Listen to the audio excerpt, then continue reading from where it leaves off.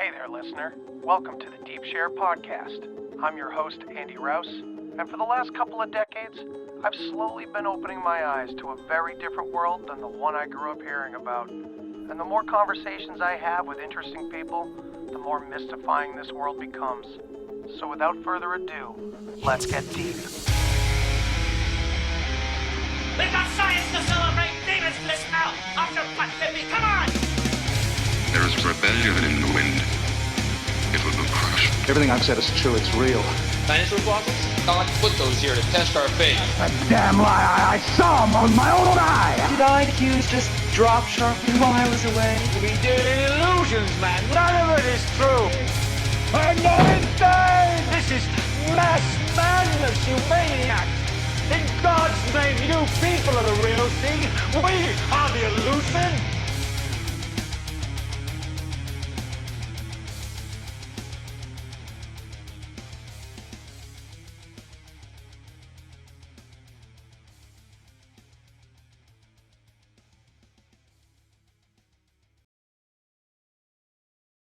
All right, so everybody, welcome to the Deep Shares, second roundtable, sort of.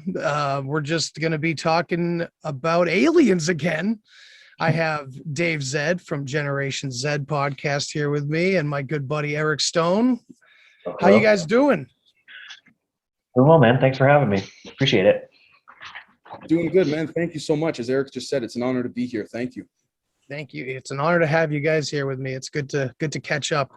Of course, Eric and Dave were both a part of our awesome disclosure roundtable back in June. That was awesome. I really enjoyed having you guys on for that. Thought it was a pretty good conversation. That was a great time. I have to say that was really good. And not only that, but I mean the people seem to enjoy it a lot too, right? Oh, absolutely. Yeah. I mean, definitely a lot to talk about since then, but yeah, that's for sure. Especially the main focus of tonight, which is the documentary that I know both of you guys have consumed, correct? Yeah.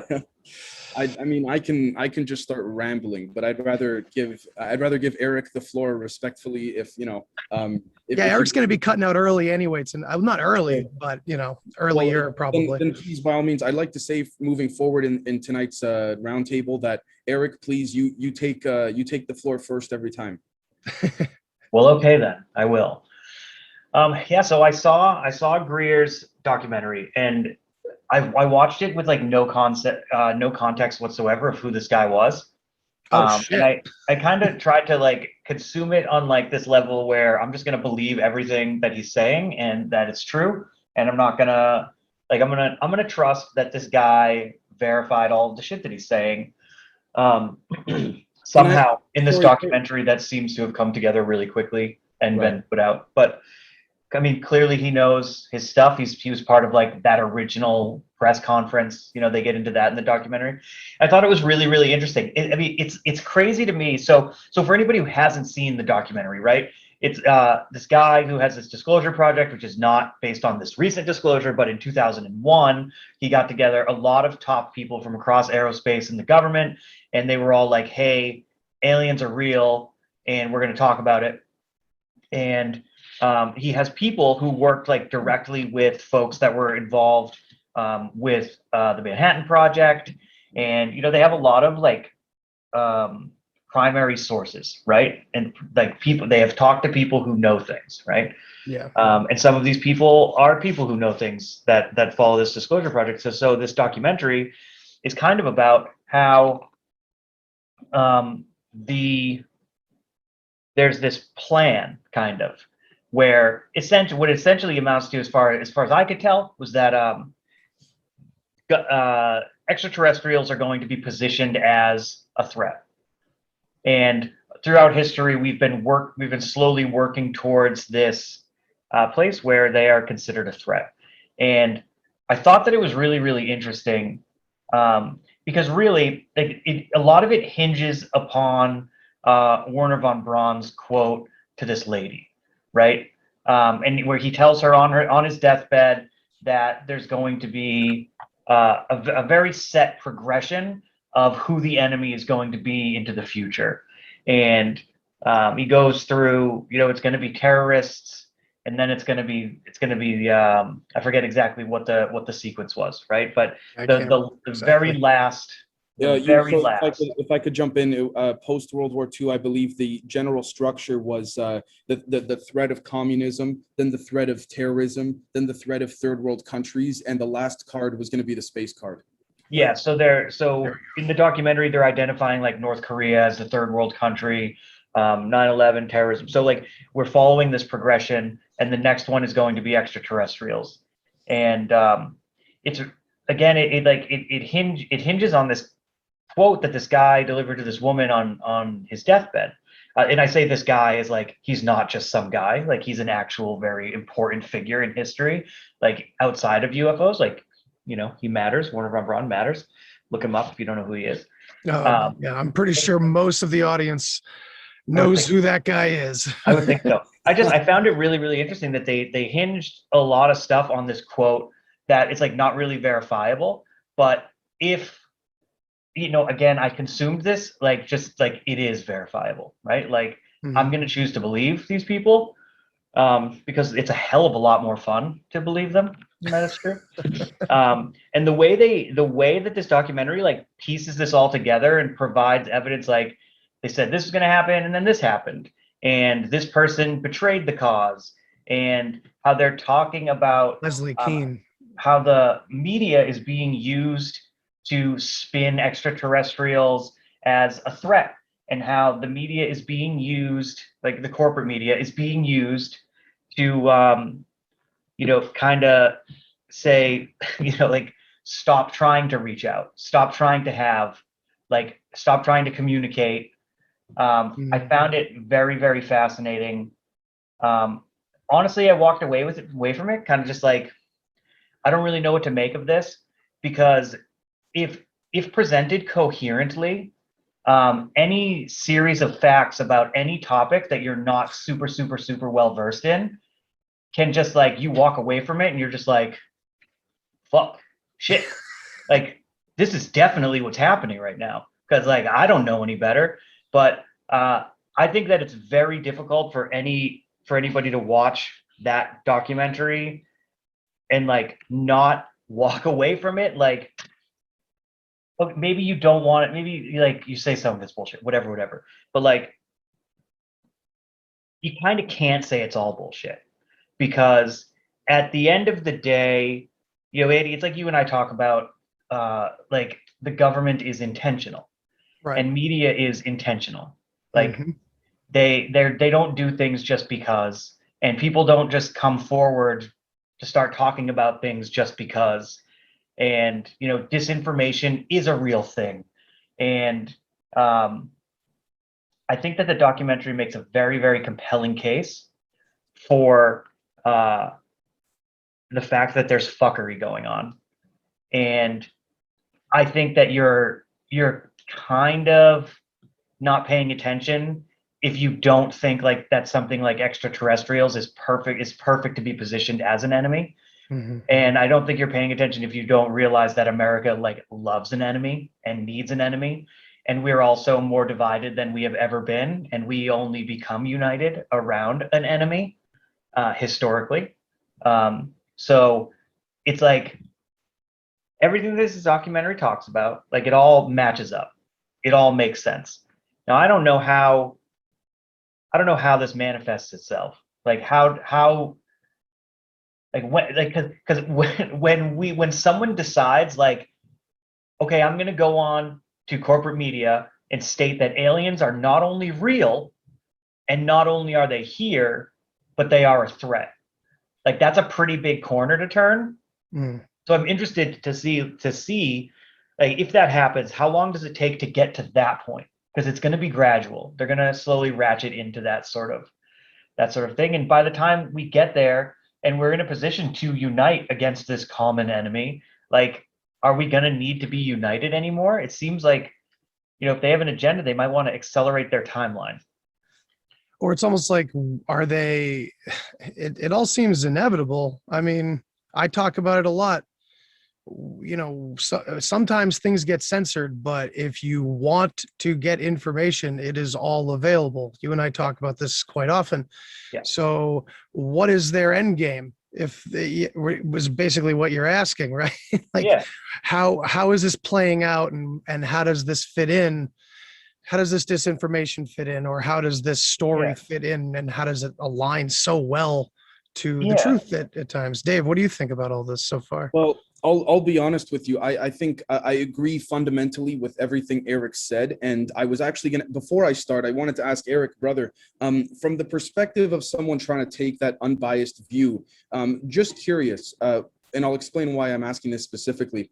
What type of vibe did you get from Stephen Greer? Nothing, evidence-based, data-based. When you watch, what did you get from him as just a simple guy, some individual trying to go in with the mentality of, I don't know anything, and this is going to be the documentary to tell me? He seems self-important. I fundamentally agree. Me too. I just wanted to, to add to that. I think the issue is that he's, again, and I would say this to Mr. Greer's face very respectfully. I'd say, sir, I really appreciate the core principle of what you're trying to do for the cause, but I would also say I think you have a God complex. I really do. And honestly, some people need to be humbled and what have you. I'm sure people have told him that before. Here's the thing. Putting Stephen Greer aside for a second, the core principle of the documentary, I fundamentally agree with, in the sense that we should take a friendly approach. That's my personal take. That's just my opinion. Now, in terms of, Mr. Greer saying, I think he said something along the lines of, there's all these shows out there now that say, the good ones, they look like Nordics, and the bad ones, they look like Greys and things like that. I couldn't help but think of myself, Andrew, and a handful of others too, right? So I'm thinking to myself, like, he's, in my personal opinion, and maybe I'm wrong, he's putting it in too much of a black and white type of situation. For him to say that they're all friendly, I think that just as much as there's a probability that there's life out there, I think there's also a mathematical probability there are very good ones, very bad ones, and then ones that truly don't give a shit about us. Honestly, that's my personal opinion. Why in the documentary he would say things, Mr. Greer, why he would say, the Greys are good, and the NSA is, or the CIA is controlling certain Greys to try to, to abduct people, to give that perception that Greys are bad. I believe that, but I don't know why he's categorizing all Greys into that area. Now, if he has something that he's not bringing forward, I'd be more than happy to have my mind changed if there's something missing from context, right? But for him to say all the Greys are good, and all these, these misconceptions about them being bad, trying to take us, I see what he's saying in the sense that the military-industrial complex, if they're going to reveal aliens, they're going to try to push it with a very basic principle, a fear-mongering principle. I understand that. But if you're really trying to push the truth out there, I'll be honest with you, why not, again, say there are different factions of Greys. Some of them are, again, benevolent. Some of them are malevolent. Some of them, they have different agendas. And again, we have to define what good or bad is, because it's all perception to us. It's like my partner Camden gives a very good example of when you go with your wife or your girlfriend or whatever for a picnic, right? When those ants that you step on the grass, do you really intend to step on them? You don't. But again, it's perception. It's relative to what you know and what you're consciously doing, right? So again, to some of these aliens, maybe their intention for the human race is not bad, but again, I'm not trying to defend this, but if they, abduct 2 or 3 humans randomly and to experiment on, is that a bad being or alien per se? Again, they've just picked 2 or 3 out of the flock, right? Now, again, that's very unfortunate for those odd ones out that got abducted and experimented on. I'm not trying to push that aside, but at the same time, I think he's making it too black and white. I agree with him in terms of the dissemination of propaganda about how all the aliens in all the movies are always bad. Very rarely they're good. I think the last one was like the movie with Nicolas Cage, the movie Knowing, where, the aliens at the end take the children to another planet to, start fresh. But that's really similar to the end of Midnight Special then too. Right. Spoiler alert from 2017 or something, but right. that's the one with Michael something or other. Never mind. I think there's a handful of them that portray them in a more positive light. But overall, you take a look at, I don't know, let's see, for example, A Quiet Place. You take a look at, the movie Life with Jake Gyllenhaal and Ryan Reynolds. The Thing, you take a look at those type of movies and you see there's this sort of ominous type of luring thing going on. So look, I'll be honest with you guys. I mean, I think Greer's intention is good. Do I think he's doing it for profit? A certain percentage of it, yes. At the same time, there's just so much to break down about the things that I agree with and don't agree with. I'll be honest, I went into this thinking I was going to disagree with Mr. Greer much more than I actually did. It turns out by the time I watched it and finished it, I said to my girlfriend, I said, no, you know what? A good chunk of that I agree with. I thought there was going to be much more. I was going to say, like, I fundamentally disagree or something like this. But I think this tribalism within the UFO community, like you were saying, Eric, about how they talked about, what was her name? Leslie Keane was Leslie Keane. She allegedly turned on Greer and those guys that were trying to really find the truth. I mean, look, we take a look at, for example, Robert Bigelow, who spent north of $100 million in liquid cash to try to find the truth. And again, we see the intelligence apparatus covering for them in the sense that, again, you have a guy who actually poses a threat. He's not some random guy on his computer. He poses a threat because he's got money to burn and time on his hands, right? So what do? We send out the propaganda team to feed him with BS, right? Again, you put these labels on these guys, the fancy names, former head of this, former director of that, former chief of that. You put them all around someone like Bigelow, just feed them with lies, right? So the reason why I say this, guys, is because I feel like this whole thing of Stephen Greer's pursuit for the truth, I think it is very good, but at the same time, I also think it's hopeless in a certain way. I don't mean to sound doomy and gloomy, but there's got to be another way to do this, because I mean, I think he's going as far and he's pushing the limits to the extent that one could go relative to coloring within the lines, metaphorically. Do you see what I'm saying? Like, at the same time, though, I do think, again, the negative things, the cons, I think he's got a God complex. I think that I understand you have to put money in your pocket to feed yourself. I understand that. But I think that the money he charges for the app, in addition to the CE5 events and stuff, he claims that, he charges so much because it's to weed out the ones that aren't serious and things like that. And my argument to that is, okay, fine. If you're going to charge that much for a ticket, for an app or whatever, sure, then put a good chunk of it to charity or to a public fund or something like this to genuinely help people, right? Why is he walking away with, large percentage of profits? And like I said, you got to pay your bills. I get that. But again, these are one of the issues I have. The God complex. Someone told me very recently that they went to go attend an event that he was at before the pandemic and all that.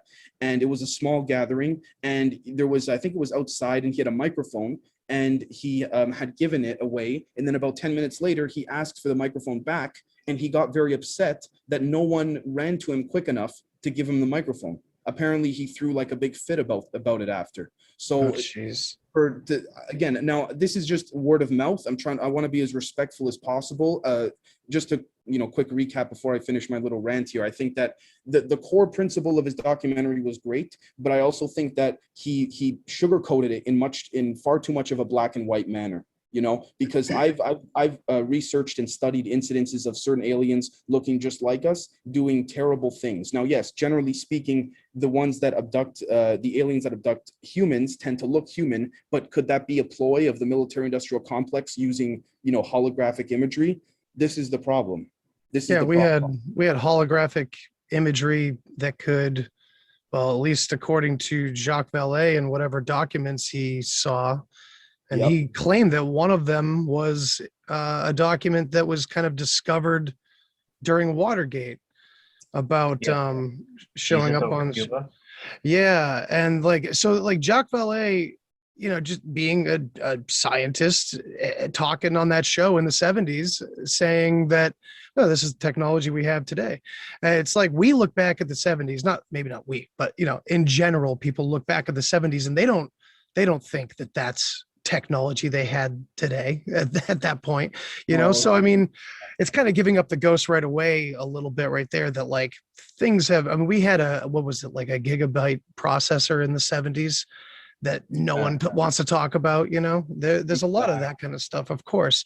If I could jump in a little bit just to give just to throw my perspective in the pool here. And I worry because I, like Dave and like Eric, I've always been very passionate about this topic. I love this kind of stuff. And I do really worry though that we're getting taken on a ride between these two factions for the most part, because what I see, Dave, your research goes so beneath where I'm going into the details of a lot of these darker projects that you found out about and things like that. And I'd love to get into some of that as well, if we could, at least, to the extent that it, won't get us kicked off or anything. But, before we do that, just to frame that, it's not that I don't think these things are happening possibly under the surface of everything, but I also know, and what I've been talking a lot about on my podcast is this perfect mimicry that goes on constantly in everything we do in every part of our lives. Any natural, real, good thing that we could find, there's always a mimicry right next to it that's alluring and devoid of that meaning and devoid of transformation and all that good stuff. So where I'm going with this is that, yes, of course, everybody gets it's Elizondo versus Greer in the battle, basically, in this battle of language constantly on they're both going on podcasts left and right, and they're both doing interviews and this and that. So what are we being fed? I think we're being fed the same exact thing, because in this documentary, I get that they're talking about how, it's all about, Paola Harris talks about how it's all about the toys. And of course, I thought it was because they were afraid society would fall apart, but no, of course, it's all about the toys because it's all about money, isn't it? And all that is part of the bullshit. That's part of the psyop, in my opinion, because I think we've talked about it a little bit on the roundtable, that at that up there, they're not really using money in the way that we use money. Well, they're not. They're throwing out numbers when they need to. Sure, whatever. Right. They can make or break whatever they want. And I'm using that very liberally because they really fucking can, and they really do. And, look at the Luis Elizondo situation where the Black Vault, of course, he's always the first on the scene trying to get FOIA documents released and shit like that, trying to get Elizondo's emails, and it has to go into an appeal. And then, they don't exist. The emails don't exist. Now, legally, historically relevant documents at that level cannot be destroyed ever. And of course they existed at one point. There's no question about that. And they're just walking around blame. I'm kind of going all over the place here. What I'm getting at is I'm hearing all about the toys from both sides. One of them's kind of twisting it to say, this is what it's about. They're lying to you. And the other ones are like, yeah, this is what's going on. There's some crazy tech out there. But they're both talking about the tech. And they're both pushing this idea on us, on a generation that is obsessed with sci-fi and all the tech. Eric, you can stand to that, and so can I. And I'm Dave, I'm sure we're all talking on podcasts right now. I mean, we're all into it. So yeah, that's my 2 cents at first, just to lay the groundwork of my opinion about this being a lot of deception. And I cannot get around his friggin' crying. And this time he got Paola Harris involved with the gig and everything, and they did a great performance. But this is every single documentary. Of course, we can look at him like maybe he's just being a genuine guy. I don't know if we can really rely on that. I don't know. It's anecdotal either way. Yeah, I mean, if you think about the guy's name is all over the documentary, right? He's all over the documentary. Everything that's in that documentary is intentional. It's there. Every part of it is there for a reason. I mean, I think that he made some really interesting points.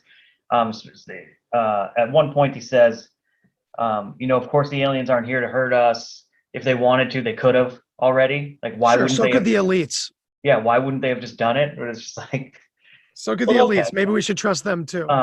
Dave, you made a really interesting point that didn't occur to me until you like alluded to it, but like the documentary is very black and white, you state, right?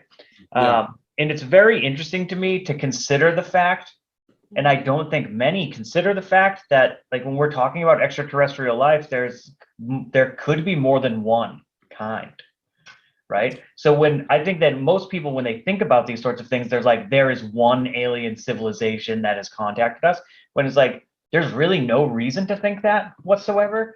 And just like humans, there's also no reason to think that they're all good or they're all bad. Right. I think Andy, your point about focusing on the tech, like it's so focused on the tech that it makes me think that it has nothing to do with the tech whatsoever. Ooh, And all right. I can't help but think that, like, and you and I have talked a lot about like what's the end, what's the goal here, like what's the point, like to what end is all of this happening? And themes like control and power come up, right? But I can't help but think that if they wanted to, air quotes, could we not?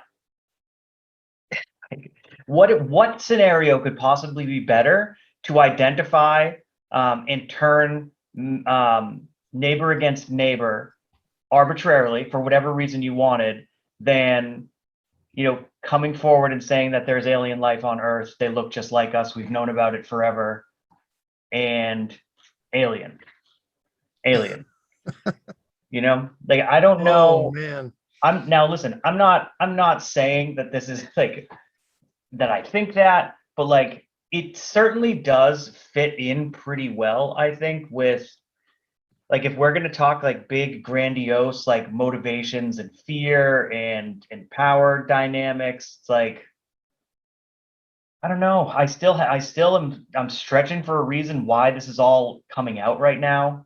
Like what's the point? When we talked in our disclosure roundtable, is like we went around and said, what do we think we're going to get from this disclosure coming up? And we were all right. Like they didn't really give us too much, but they're still talking.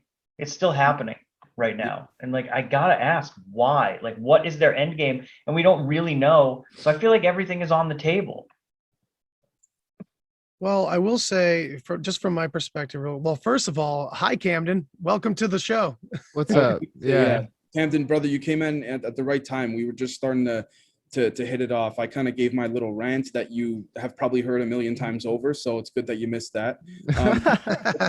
Camden, but before you start, I just wanted to throw my 2 cents in quickly to add to Andrew and what Eric you're saying there. I appreciate that. First off, Eric, thank you. But secondly, I think the answer to why now, if in my humble opinion, based on our research, I don't think it's human beings that are pushing for this disclosure. I think that humans at the highest level of power and government amongst multiple powerful nations across the world are trying to mitigate this. I don't think they're the ones that are controlling the release of the information. And to address the why the technology, it's interesting because when you take a look at a lot of the cases that Jacques Vallée, amongst others, have studied since the late 1800s up until now, when these extraterrestrials used to communicate telepathically with humans and things like that, one of the main things that they, regardless of the species, whether it was Nordics, Greys, reptilians, you name it, was that they wanted humans to understand their spaceships because it's more than just a ship, more than just a craft. It is like their I guess you could say their chariot, their horse, if you will. They can interface with it telepathically. It can change shape. It can manifest into different forms of light, if you will. It can go into different dimensions. Now, again, different races have different, levels of how ascended they are or descended they are technologically. But if you want to know the truth, guys, I think in my head, I visualize it as, we have Majestic 12 at the very top of this pyramid, the new version of it, because they have to name successors shortly before they're going to resign their position. And I think that ultimately what ends up happening there is the Majestic 12 or the Zodiac guys, that group there, it basically takes the information from the extraterrestrials and they're told, okay, this is going to get pushed out and this is going to be the overall concept, if you will. Listen, I could be totally wrong. This is just my opinion, but yeah, anyways, that's my 2 cents, Camden, brother. And Ron, sir, very nice to see you. Ron, how's it going, man? Ron from Wicked Planet Podcast has joined the conversation as well. So we got to get these two introduced. Can you hear me okay? Yes, sir. So Camden, how you doing, man? Welcome to the Doing show. good. Nice to meet you, man. Nice to meet you too, dude. So we are talking about Greer. I'm assuming you watched the documentary too, Yeah, Cosmic right. Hoax. So what's your initial take on it? We're just jumping in. Well, to just jump in and build on what y'all were talking about just now. To me, Greer kind of builds into his own theory of like these things are inevitably coming out because of like his unacknowledged documentary, right? And so like people can't ignore it anymore. It's getting too much momentum.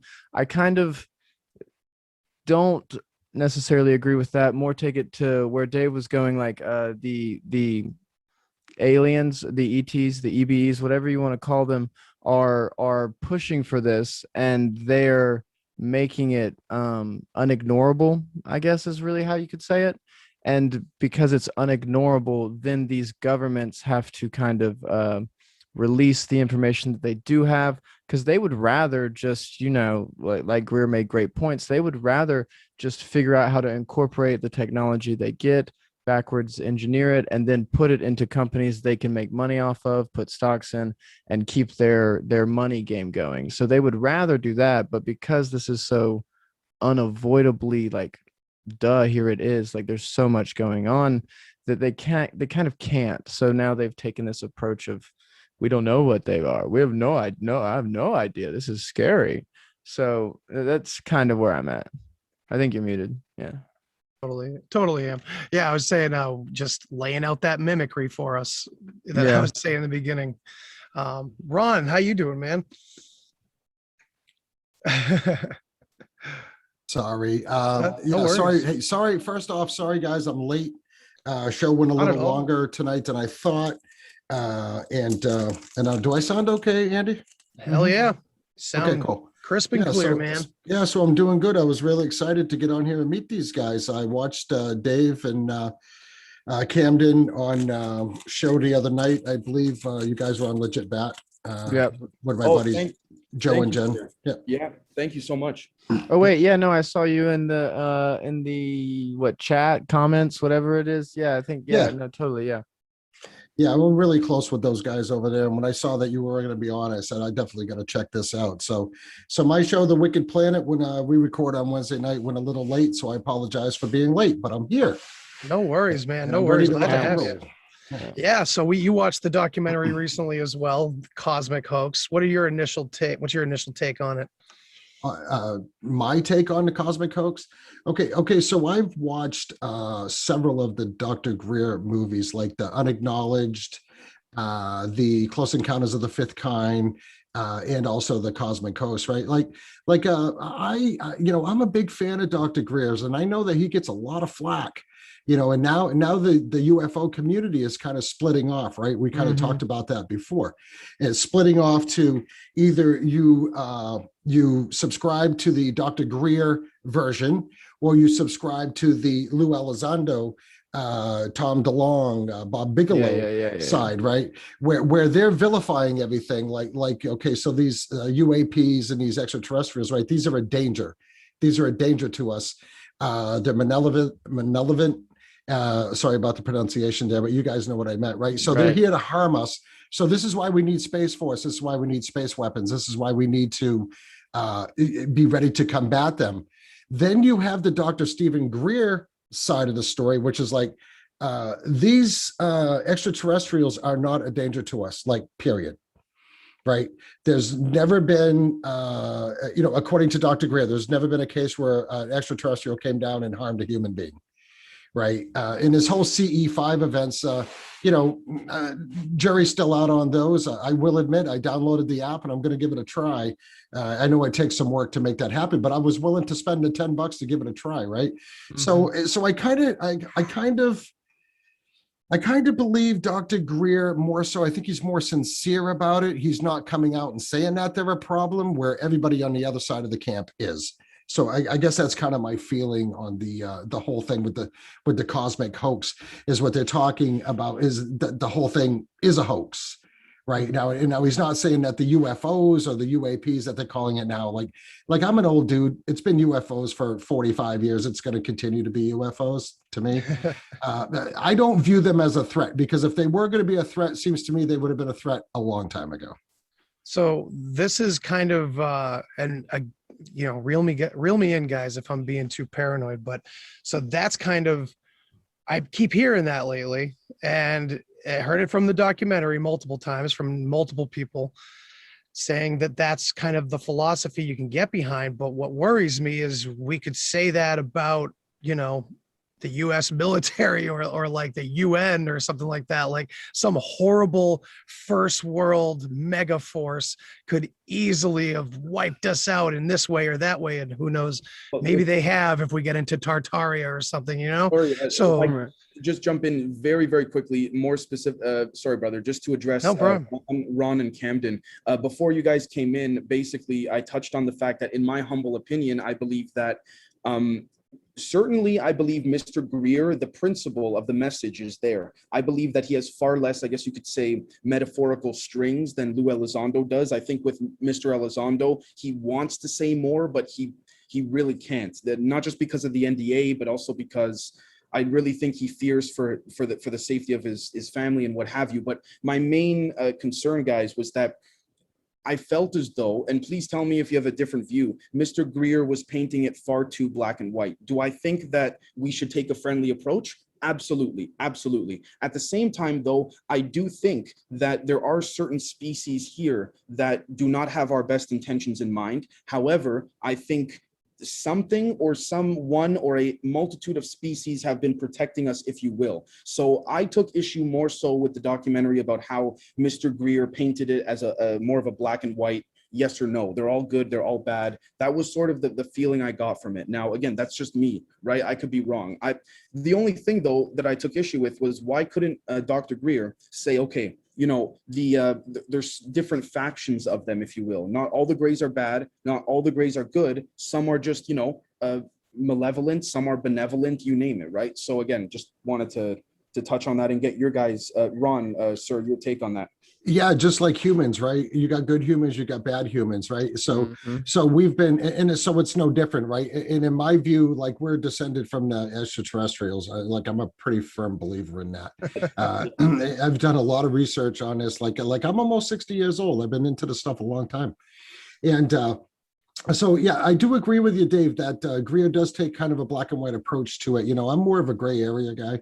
Like I like to say, okay, well, it could be this, or it could be that, or it could be something in the middle, right? The problem I have with Lou Elizondo, and I really shouldn't say I have a problem with him, because I've been following him for quite some time, is this how now all of a sudden, after we were promised disclosure, right, in the last COVID bill, we were supposed to get the disclosure, I think on June 1st, right? Senator Marco Rubio was supposed to take care of that, right? We basically June 25th, still have, I believe. Yeah, or something like that. But bottom line is we didn't get it, right? We get little snippets. We get a lot of redacted documents that, you might as well not even read them because they're redacted so heavily. Yeah. And so we're basically, we were led down a path of roses and ended up in poison ivy, which is an old term I always like to say, right? And now all of a sudden, we're hearing stories of Project Bluebeam, which, for the listeners is a conspiracy theory that Project Bluebeam is the government's going to come after us with a fake alien attack, and it's just another way for them to control us, right? Because they're not controlling us with the corona narrative anymore, and they're going to try to control us with the climate change agenda, which there's a lot of people on both sides of that, right? And then now we got the cyber polygon theory that Klaus Schwab is pushing, where we're going to have a massive grid breakdown. So we have all this fear thrown at us. So now I'm thinking maybe they're keeping Project Bluebeam like in the shadows for when all this other stuff doesn't work, right? So once guys that do what we do, us podcasters, like we're all familiar with what Project Bluebeam is, right? And it's kind of like the movie, what was it, The Fifth Wave? They did this movie, and it ended up being that it was a false attack, and it was actually the government that was putting the attack on. Right? Oh, now I actually want to see it. yeah. It was actually not a great movie, but it's not bad either. Okay. But the story is there, right? So and plot, it's a good movie. Yeah, the plot. So now you got Lou Elizondo, like you see his face on every single television show. Yep. Like every morning program, every news program, he's like literally everywhere pushing his narrative. And to me, that's like, okay, you're pushing too hard. Why are you pushing so hard? Sorry, Rob, if I could, Ron, sorry. The question I think to add to your question as well, and you also might be saying this too, is who's letting him on? You know what I mean? Because clearly you know probably far better than I do, sir, the intelligence apparatus to try to prevent the actual push for the real truth is clearly there. Like as we saw in the Cosmic Hoax documentary with, when they covered Robert Bigelow, there was a guy with actual money to burn, with real time on his hands, nothing to do. And it just goes to show over 100 million in liquid cash was spent. And then we could see I don't want to say who it was because, we don't know for certain, but the intelligence apparatus sort of pushed, 5, 6, 7 different figures to encircle him metaphorically and feed him these lies, right? So I feel like that same apparatus is in control of Mr. Elizondo, to be honest, because how could this guy go on CNN, MSNBC, Fox, like without anyone controlling his words, right? So, right. Yeah. Sorry, Andy, go ahead. That's all right. Real quick, I want to kind of stretch this out a little bit because I feel like this, honestly, in my opinion, just after 20 odd years of loving all the UFO topics, all the subtopics and everything about them, I feel like the topic itself needs to be more broad. I feel like there's other aspects that there's other areas of our, call it fringe thinking, call it independent, seeking, whatever. There's other areas that, if are true, change this whole picture as well. And I know that it's not, it's more hypothetical to think about, but I mean, just take, for instance, the idea that people like Graham Hancock and Randall Carlson and the guys that redated the Sphinx and with the John Anthony West, those guys, their revolution is now taking place. They were laughed at for decades, and now they have skeptics like Michael Shermer apologizing to them on Twitter and everything. Their revolution is happening. Shit keeps getting older, and it's being confirmed. History is a lie, and it's all over everywhere. This is old news now. You know what I mean? But so that has lifted off, you know what I mean? And I feel the same thing is kind of happening in this broader spectrum of what's called electric universe theory. That's what I was about to get into. Yep. That's awesome. What a cool synchronicity, because the only reason why I want to bring it into that is just because it really could completely shift the topic of UFOs entirely, not necessarily to make it real or not real or anything like that. The fact that, so this is what I wanted to jump into too. It's what they're talking around, Dave. I mentioned this to you online when we were talking, and I was like, I'll dive into this a little further. Is that this is going to sound a little wacky, but electric universe theory is getting more acceptable. They are obsessed with this tech, but mostly about why this tech is special and what makes this tech so special that I could be dancing around with electric universe theory. That would be gravity. The anti-gravity aspect of it is what makes it so unbelievably amazing and revolutionary. And that's what they're focused on. Now, fine, we can run with that all day. We can say that, good, we're at the Star Trek phase and we get to see all the crazy shit we grew up with. Isn't that convenient? But I don't know, man. It seems equally plausible that something else is going on, and they're covering other things up. Just like I'm having Dave Weiss on this week as well to talk flat Earth. I'm willing to do it, man. I'm not a flat earther, but I want to hear, I want to see, I want to go through it, because I also think there's something to that. I don't know if it's what they think it is, and David thinks it is, but I think we're being lied to in general, for sure, about space.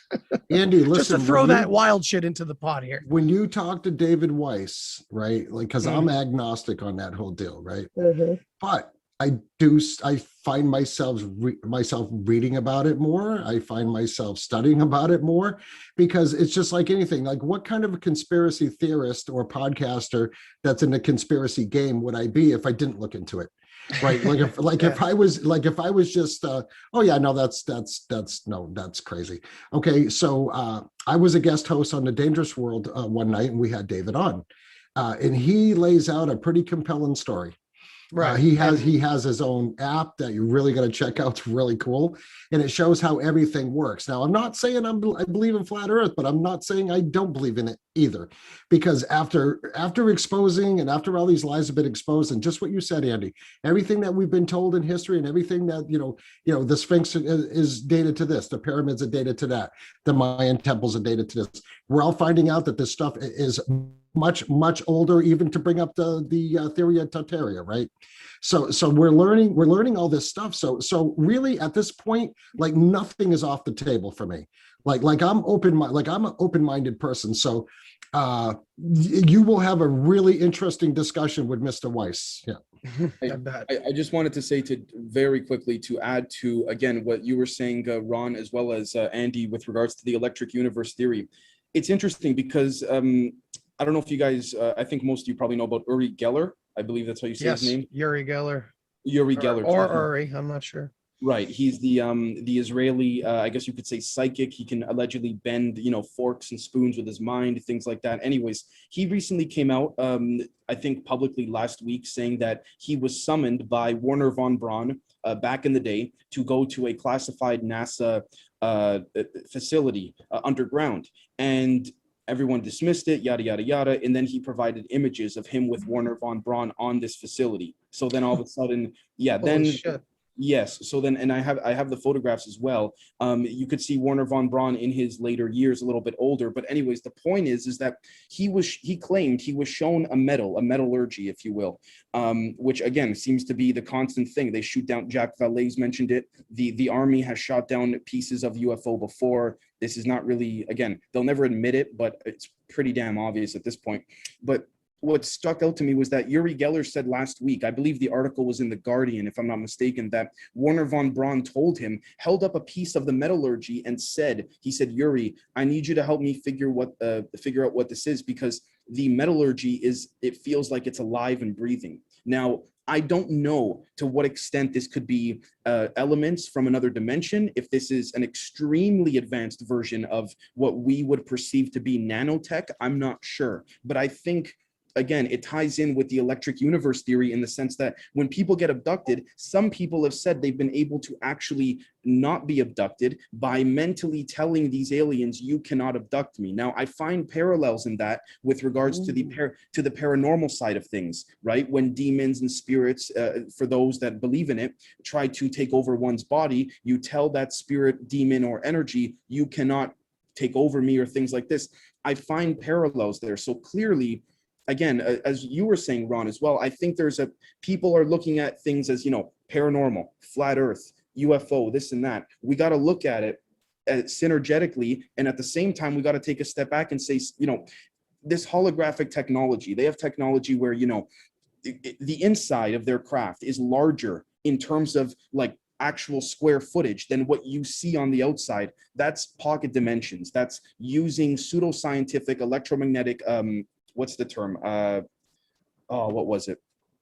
Sorry, guys, had a bit of a brain fart, but you see where I'm getting at. Holograms, physical manifestations of holograms, right? So again, we see recently, I did an episode just yesterday where more and more I'm starting to realize that, again, this is just my personal opinion, but in my research, I'm finding a lot of these aliens, whether it's gray, reptilian, or different insectoid, you name it, a lot of them seem to be disguised with holograms on their face and things like that. Now, again, some of them are much larger than when they, in real form than their human form, which is another thing with the electric universe theory. I'm not sure, again, how that would work. That's super advanced stuff. But I think my main point is that it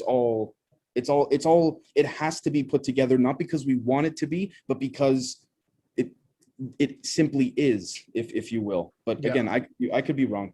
I'm going to just touch real quick on something, then I want to let Camden and Eric jump in. Eric, I know you don't have too much more time. But So you touched on something, Dave, there where you talked about the paranormal and the UFO situation, where it's almost like this command that you do in order to stop the process from happening, you know?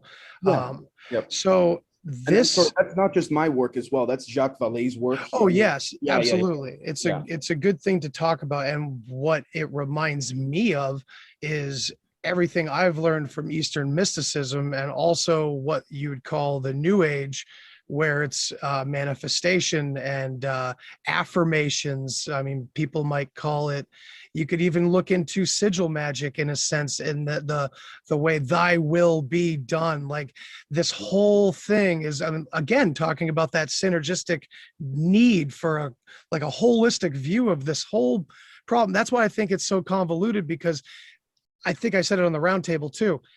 The aliens are the gatekeepers of the total giving up the ghost of this whole experience we're in my opinion. I think whatever's really going on behind the curtain is enough to give away everything else that's going on, in my opinion. And so I just wanted to throw that in there real quick, because I do feel like it's connected to thoughts about people doing magic and this New Age whole. It's not new, of course, it's the most ancient shit in the world, but you know what I mean, it's all connected there too, you know. So yeah, somebody jump in. Well, I got like a couple things on all of that, right? Electric Universe to me. You guys see Camden's face right there? See how excited he looked? Yeah. Electric Universe to me is like massively credible. I don't know if anyone's familiar with Wall Thornhill, maybe. His work is like Sapphire Project. Dude, Sapphire, Thunderbolt. I'm trying to get them on my show. It's hard. Right. I mean, absolutely. He's a busy dude. He making a star in your garage. Like, I mean, these are real things that are completely scientifically doable.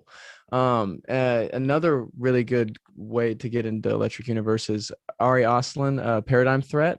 Previous guest of the show. Yeah, he's more in depth than anyone I've ever seen really get into this whole thing. But it's credible. It makes sense in the electromagnetic sense of how we know now the universe works. And I've more and more, I'm an agnostic person too. Like, I'll read anything, not necessarily believe it, but so much lines up, so much makes sense. And then next thing I want to say, you talking to can't remember his name, it's slipping me right now, about flat earth. Something I would maybe try to bring up with him is concave earth, if that's something that he could lend anything to. Because, is that the theory where the earth and all planets in fact can only be formed in the torus shape, where there's always a vortex? Okay, sort of, right? Like literally like a golf ball, and we would be in a divot, and it gets into Antarctica is actually the ice wall around the outside of our divot, and the Arctic is the ice in the middle. The moon, if you take I think it's infrared, it might be UV light spectrum, but it seems to be the land masses on the moon, if you get into that, moon isn't even real theory, is a reflection of the land masses on the earth. Heard that. And so much of this concave earth makes a little bit credible sense to me too, and it makes me think that the flat earth push was kind of like a half truth, because it's like, you're right, it's not a ball at all, but it's not flat, but like the people that get into flat earth can get into it because there's that science there. Those weird anomalies make sense because it's definitely closer to flat than it is closer to round. I do have something I'd like to add to that. Go ahead. Yeah, Camden. absolutely. Okay. So when you talk about concave Earth, right, like in that we all could be like the surface of the Earth could be like a golf ball with all the divots, right? So, we're all probably familiar with the Admiral Byrd diary, that it hasn't been vetted that it's been, that it's verified that it's true or not. However, he talked about the concave Earth. And when he did that interview, he said that there's vast lands beyond the poles, right? Yeah. And he also talked about how he actually flew into the North Pole. And you guys know the story, and probably all the listeners probably know the story as well. But basically, we can just run through it, right? So he's flying for 1,500 miles. He flies into now he's flying into over grassy lands, tropical lands. He's seeing animals, and his plane gets overtaken and brought down in, and he's talking to a higher force being, right? So that kind of lends into the what you call in the concave Earth, because what he's saying is that the North Pole is concave, the South Pole is concave, right? Okay. So now, and that would make sense when you talk about concave Earth, because if we are, say, in a divot, and the outside of the divot is actually the ice wall of Antarctica, right?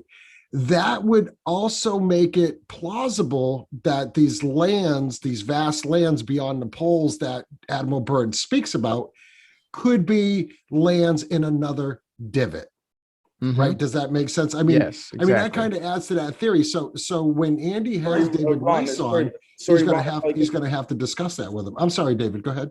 Sorry, my deepest apologies, Ron. I just wanted to ask to what you're just saying here as well. Would you subscribe to the pocket dimension theory that not only would Earth be, concave like a golf ball, but within certain certain rivets, if you will, it's much larger internally than what you see flying in? Which could explain why and how a lot of these creatures and beings, whether they're self-aware or not, have been able to preserve themselves and live so freely down there. Yeah, that's a really interesting theory, right? And so even if you take the size of the Earth, like say we're on a ball Earth, right? Like we've been taught our whole life.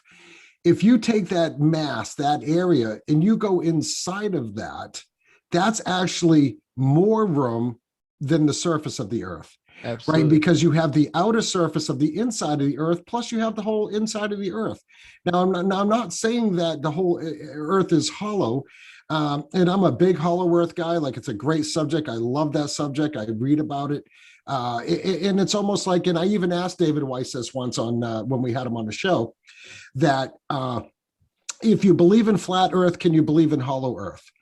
And he went on and kind of described how those possibly, right? So Andy, you've got your work cut ahead of you with him, and I think you're going to be really surprised with what you hear come out of David Weiss. But like your theory, Dave, is like the movie, Will Ferrell's movie Land of the Lost, when they go inside this pyramid, and he goes in and it's this great big huge room, and he goes, wow, that's an efficient use of space right there.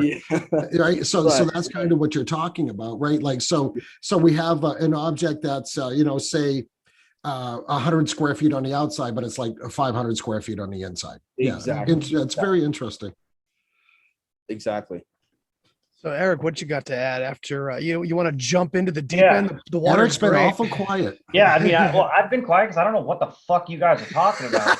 I have no idea. I've never heard of electric universe. I've never heard of concave Earth. Flat Earth. I've obviously heard of. Who hasn't heard of flat Earth? Of course, isn't that interesting? I'm over here googling Tartaria and shit, and like I saw Tartaria was like a really interesting thing. If I could just touch on that for a second, because I googled it. When you tweeted something about it or tweeted at somebody, and I was like, what the fuck is this? What is he talking about? And I googled it, and like all I could find was like something about tablets, and I was like, this isn't getting me anywhere whatsoever. But then I searched for it on DuckDuckGo and like actually found relevant information. That'll work. Yeah. That was my very first experience with DuckDuckGo actually giving me what I was looking for. Cool. So that was fun. But yeah, I don't have too terribly much to add because I don't know anything about any of this stuff. It's really no, actually, I think, sorry, Eric, brother, I think you do have a lot to add. And the reason I say that is because, and I really do mean this, from an external perspective, I think it would be great to hear from the outside looking in. Here we are, four guys that, tend to, we're delving into all this and all that, and you don't know as much, and that's totally cool. But what do you see coming, as you observe us discuss this? And I ask that because I think that's a good metaphor for the relativity to the rest of the population of Earth. You know what I mean? How ready could one be if you're not interested? If it's time to know about the aliens, but you don't care for the tech, you don't care, you're just kind of like, okay, tell me the quick bullet points and let's get this over with. What do you see looking in? Yeah, I mean, that's kind of why I bring you on here, man. Give us the other perspective. Yeah, I mean, I think like I get very hung up on the why of things, like as it concerns like stuff like flat Earth, for example. Like, why is no one telling us the truth about the Earth? Like, I get very hung up on that, and like I can't come to any sort of satisfactory conclusion about why we wouldn't be being told that the Earth is flat. And that is my hang up on a lot of these sorts of fringe topics.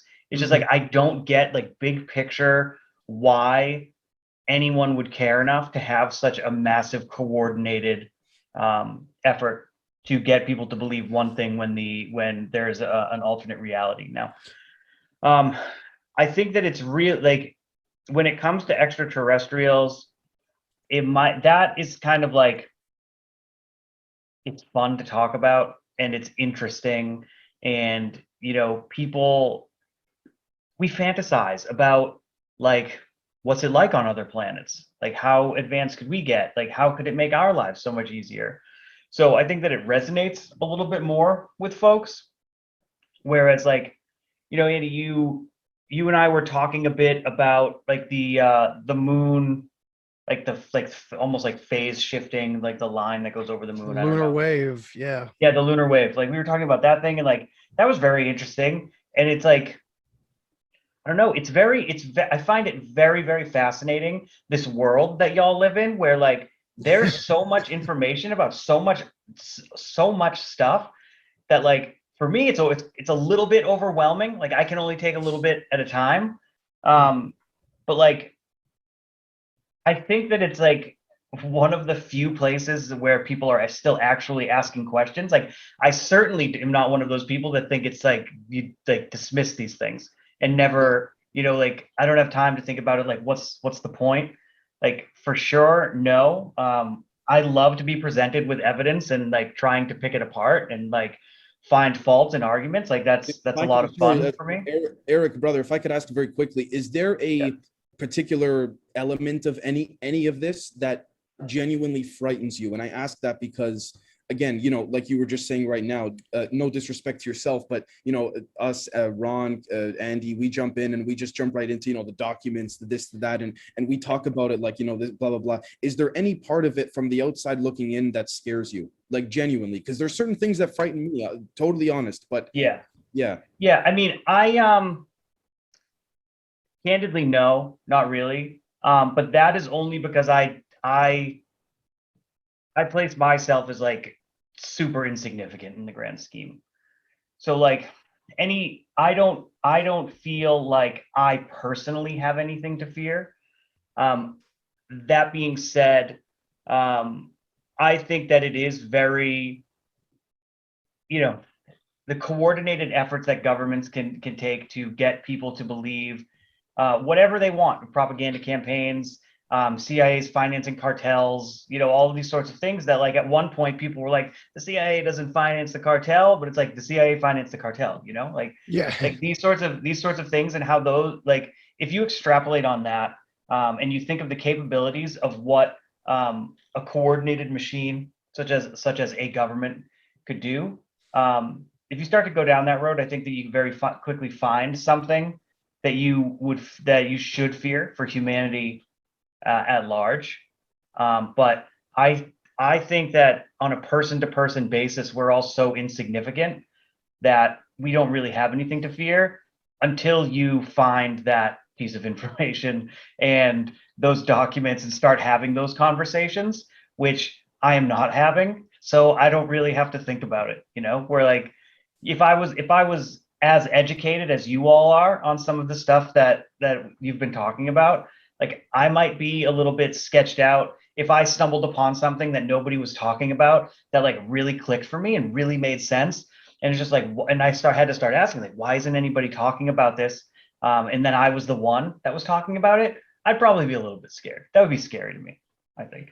We see that reflected in all of our heroes and all of our movies and TV shows. It's always that person. It's always that coming of age Indiana Jones discovery action hero. Well, you know what I was thinking too, and I've been thinking this for the past handful of days as well.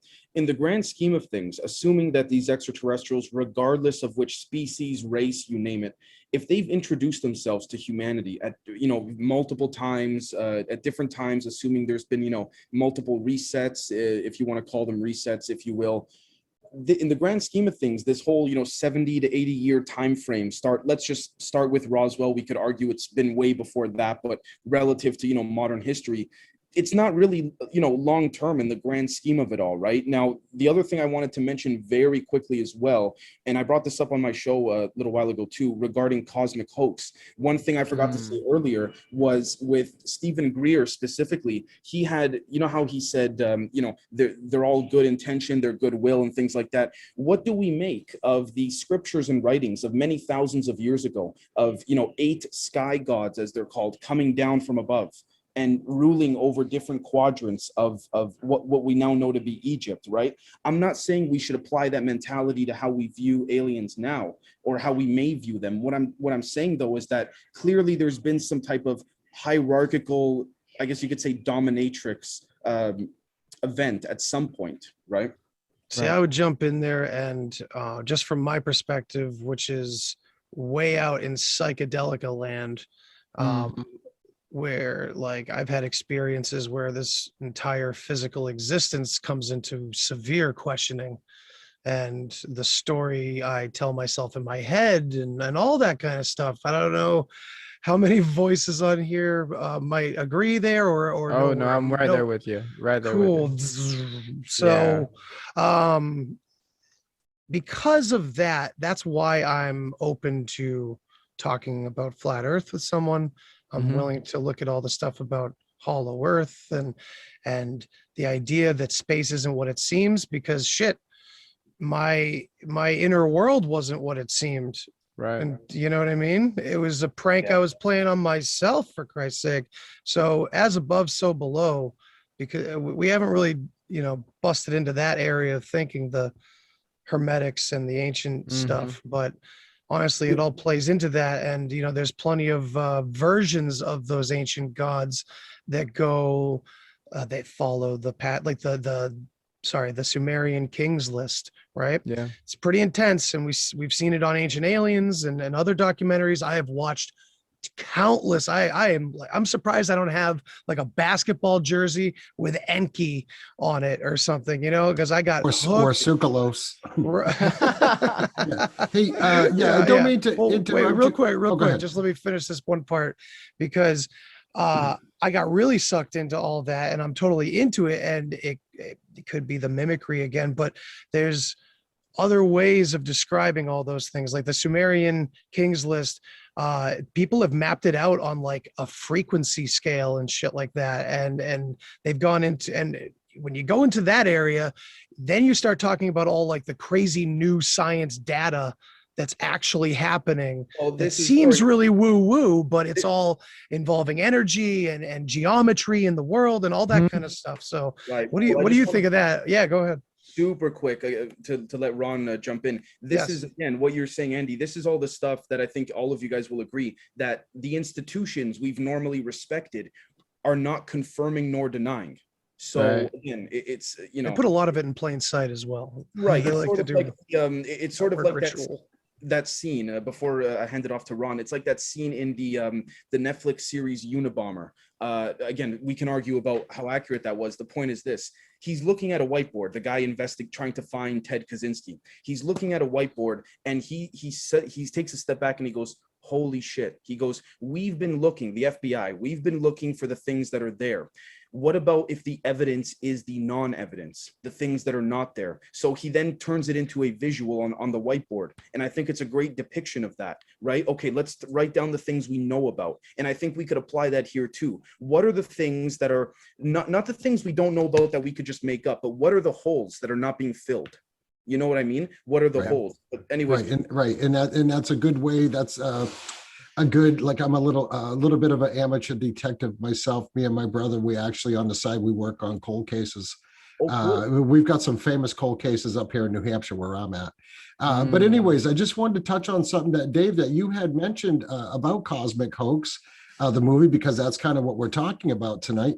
And this is a real simple analogy, right? So Stephen Greer is coming and saying, okay, they're not a danger to us. They're peaceful. They're this and that. We've never had any problem with them or whatever. Okay. Right. Take a human being like myself, right? So I'm an easygoing guy.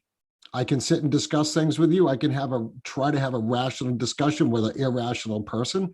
Like, I work really hard to not like flip my lid sometimes when I'm having a conversation, even in conversations you get on social media, when you do a post and then somebody jumps on you and they're just flat out not agreeing with you. Okay, so if you don't agree with me, just go away, dude. Okay, whatever. I don't have time to argue with you, but if I'm provoked, that you might get a different outcome. So I kind of take that as, I'm an easygoing guy. I don't really want to have a confrontation with you, but if you come at me, if you come at me, to harm a family member or harm my spaceship, so to speak, right, you're going to get probably a different reaction, right? So for Stephen Greer to come in and say that all these extraterrestrials are peaceful, on the onset, he's probably right on that. But what did Stephen Hawkins warn us? Stephen Hawkins warned us, don't be out there trying to find extraterrestrials. You're better off if they don't know we're here. Right. So that goes back to that, right? Like these extraterrestrials might have a different intent for us. They might have a harmful intent to us, like all these movies that we've seen with the massive amount of predictive programming that we've seen come out of Hollywood in the last 10 or 15 years, or even 20 years, like take Independence Day. Like, that's a huge one, right? So these aliens came down and they just wanted to clean house and leave. District 9, same thing, right? Yeah. So do I think that all extraterrestrials are easy, peace loving, want to come down and smoke dope with everybody and drink a couple of White Claws? Yeah, I don't think so. Right. But I think maybe if they're treated well, then maybe we're not going to have a problem with them, because their technology is far superior to our technology, right?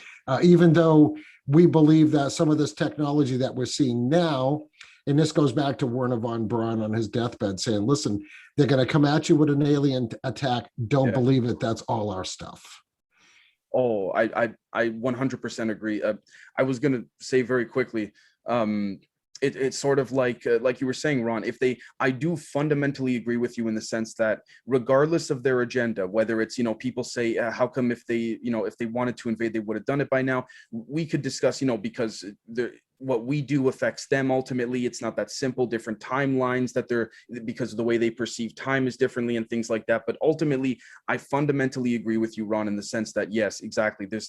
In terms of, to address the first part, like with social media and all that, I'm all for trying to open one's perspective. But if you're going to be a bad faith actor, or if you're going to do something out of bad faith, it's just a total waste of time, right? With that being said too, though, at the same time, I also think I agree with you, Ron, in the sense that when you look at the big picture of it all, I think that it's very similar to, like, when you're eating dinner, if you have a cat or a dog and they jump up on the table, and if you just got them, if they're a new pet, you kind of say, you pick them up, you go, no, and you try to tell them, like, get off the table, and you do it a few times over before you get more strict with them because they're new at it, right? I feel like that's what the aliens have done with us as humans, more specifically with things like Project A119, when the US Army tried to send nukes to the moon and it didn't even make it to the moon. A UFO literally shot a bunch of beams. We have footage of this, shot a bunch of beams at it. Not this particular instance, but it's been, nuclear testing sites. Yeah. And the missile just drops into the ocean or whatever, right? Or into space or what have you. So I think that that's what they're doing with us. Honestly, I got to give it to them. Assuming there's good ones, I'd like to think there are. They've been way more patient than I would have been. Okay, well, I think, in everything, there's a correlation between the use of nuclear weapons from the United States, and now, since then, massive amounts of UFO activity, right? So, I mean, it's been established that the extraterrestrials don't like the use of nuclear weapons. They don't like us using nuclear weapons. And Roswell was what, in 47, if I'm not 47. mistaken. Okay, what year did we detonate the atom bombs over Japan? 40. Right. 45. Yeah, oh my God, yeah. 1945. Well, I mean, so right after that, so now they're saying, oh my God, they've opened up Pandora's box. They have nuclear weapons, even though they were hydrogen bombs, but it's still the same aspect. It's still the same theory as a nuclear weapon, right?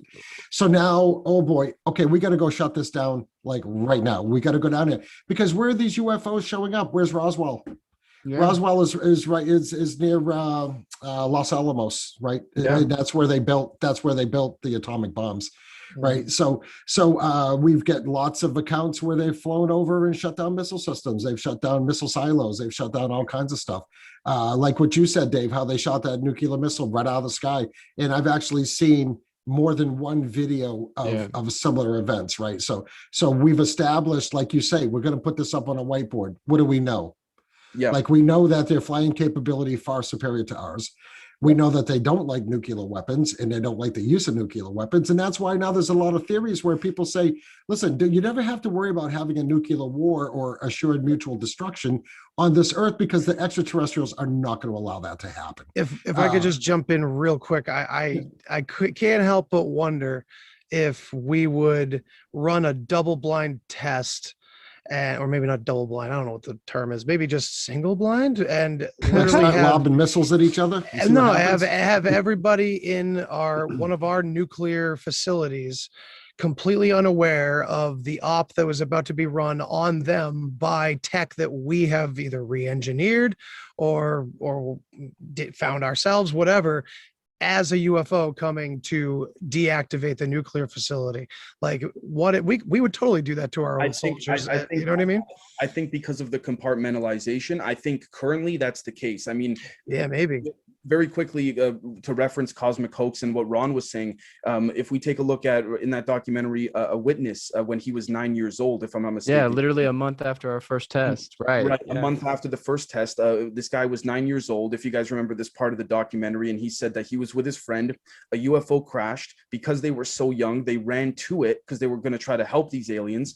They were gray, very tall, very long arms, thin legs, things like that. And they were communicating with the two kids telepathically, and the feelings and the messages they got were anxious, we're very far from home. We came here to investigate because of what you're doing with the nukes. Now, again, to what you were saying, Ron, I think it's very similar to how we can relate it to, let's just say Star Trek, for example. You know how the beginning of each Star Trek, let's just use Star Trek The Next Generation. It would start with Patrick Stewart's character saying, star date, da-da-da-da-da. We're going to investigate this because this has come up on our radar. I think it's the same exact thing.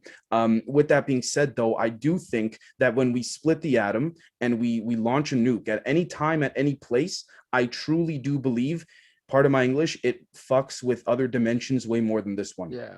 Hey, Camden, you want to jump in here? I got a couple things. I wasn't gonna interrupt. No problem.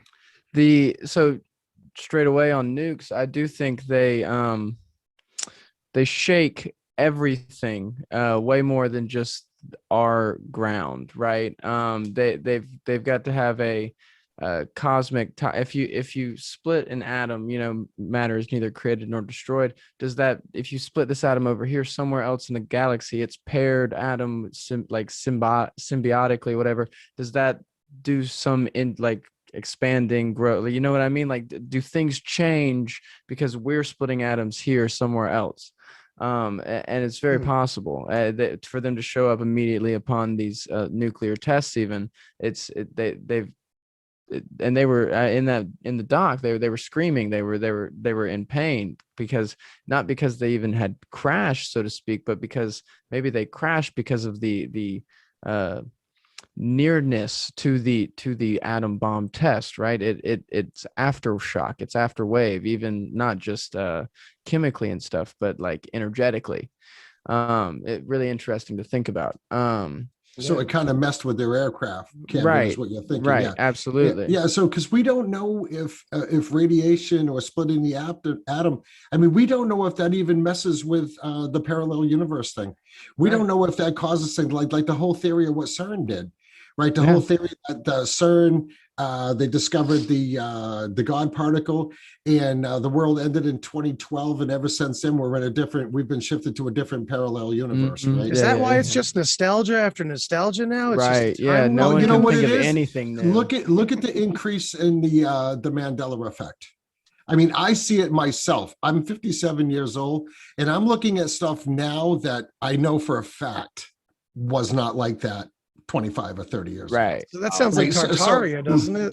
Well, what I'm saying is when CERN lit that collider up and it collided, it could have the same effect. Could nuke weapons have the same effect, like in the atmosphere? It was screwing up these UFOs, and that's why these UFOs are crashing their nuclear sites. I mean, I know it's a far out theory, but I mean, it's legit, right? Yeah. I mean, the use of nuclear weapons like screws them up, and maybe this is why they don't want us using them. Right. And not only that, but because they know that it's extremely dangerous, and if we use nuclear weapons, that could wipe out humanity. Because we have, you talk about ancient history, we have all these sites in the Middle East that are still giving off radiation. Like we have these old stories. Was it the Bhagavad Gita story where they talked about how there was a nuclear war? Bhagavad Gita, yeah. Yeah, so when they're going there and they're picking up like radiation, and they got accounts in these ancient scrolls or tablets or whatever, that there was some massive war, and now they're picking up all this radiation, radiation lasts for literally thousands of years, right? So I mean, maybe you go back to history, like the extraterrestrials, I believe they've been coming here for tens of thousands of years, and they've probably already witnessed this, and they're like, okay, so we saw what happened last time you guys did this. We're not into it again. We're not into that happening. So we're not going to let you do that, because we, unlike most people that are alive today, they learn from history, right? People today don't, people in younger generations, no offense to you guys, but I know you guys are the exception to the rule. Kids don't know history, they don't know jack shit about history. I would contend that we never have.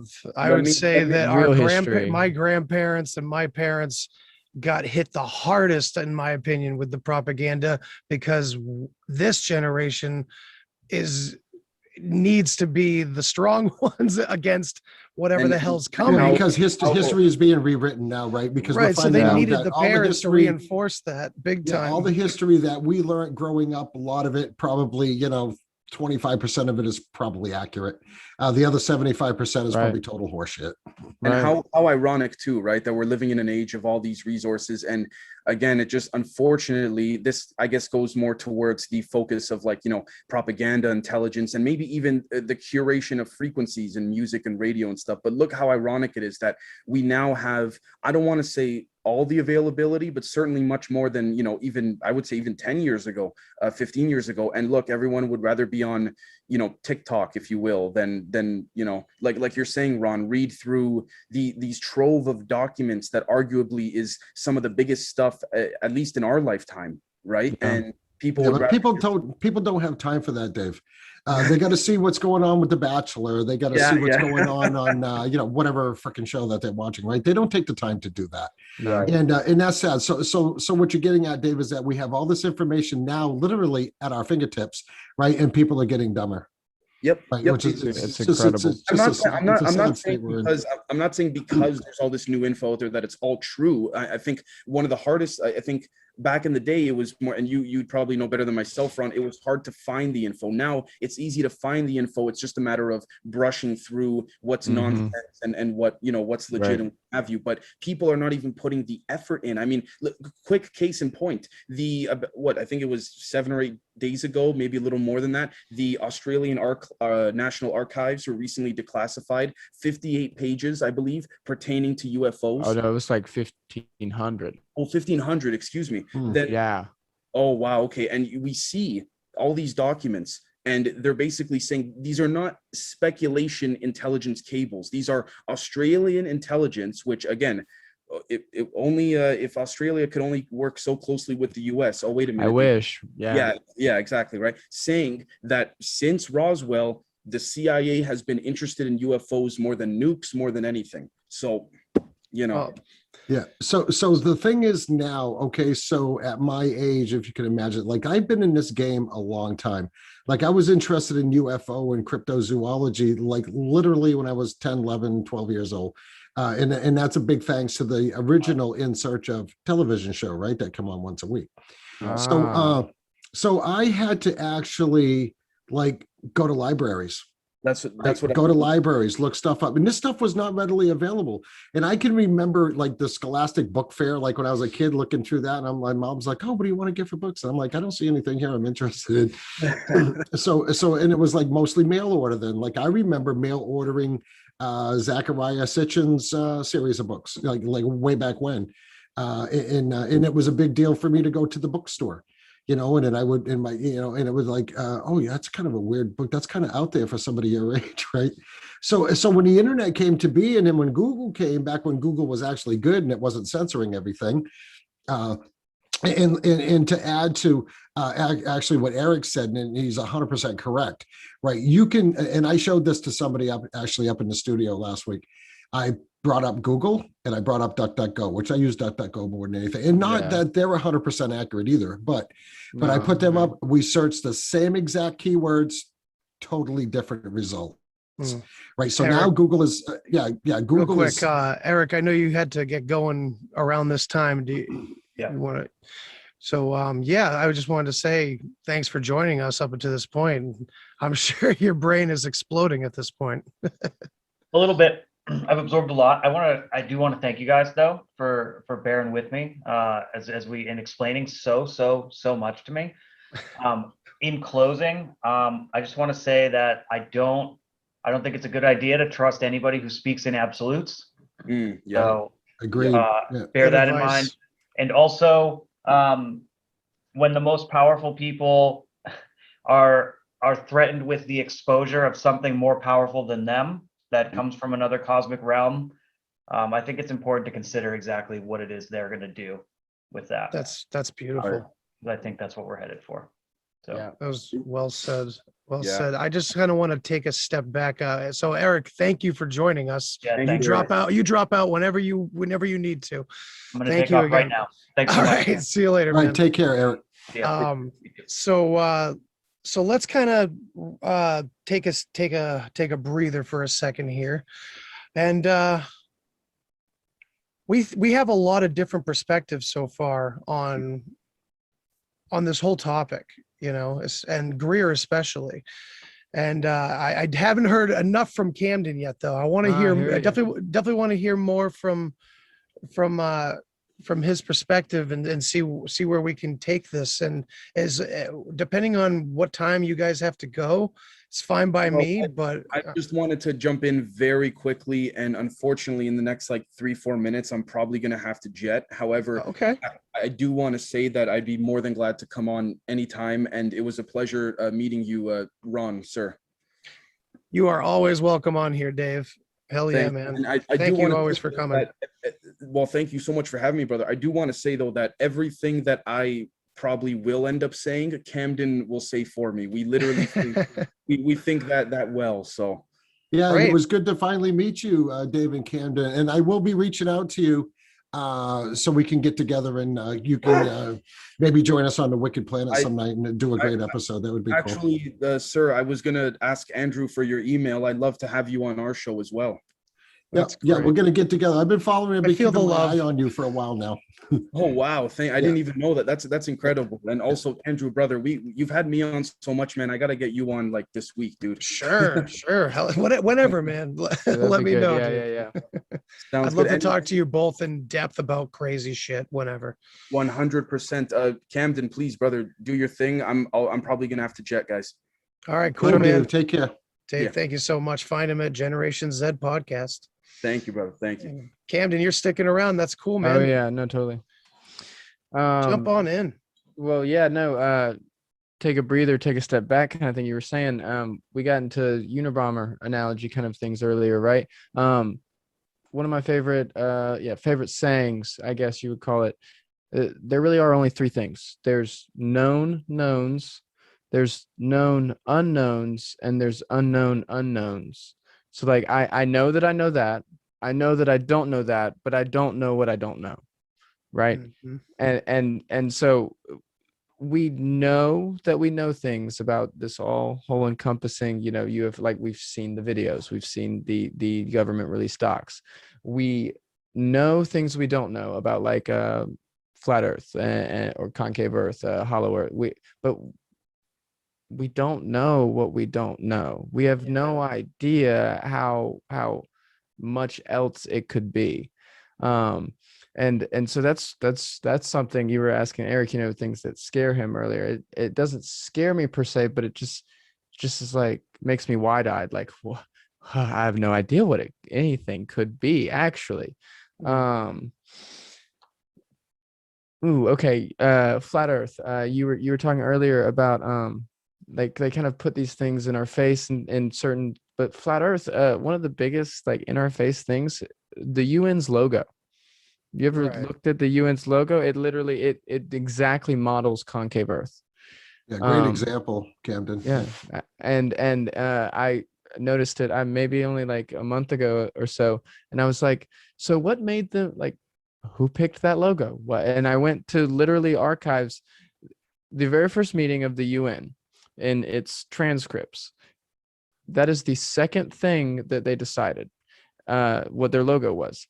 Well, what was the first thing you ask?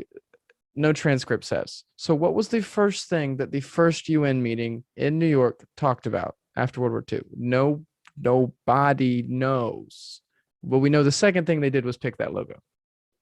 Wow. Yeah, interesting. Yeah. Yeah. So yeah, in flat earthers bring up that logo like constantly. Like that's their go-to is the UN logo. Right. I think it even past flat earth more so models concave earth, like we were talking earlier. Yeah, I'm still trying to understand that a little bit more. So concave is literally the golf ball. So it would be like we're in a pond. So kind of like the flat earth idea, but there's like shitloads of flat earths. Yes. And okay. So you or could concave earths. a good way to think about it. You go all the way back to like biblical times before people were traveling all over the place. Your world is that small, right? Flat earth, a fine theory. We were talking about those ancient gods come down, aliens come down, whatever. In the Bible, explicitly it says the Israelites were going through the desert. They had a giant plume of smoke by day and a giant fireball by night. That sounds a lot like UFOs to me, right? Good.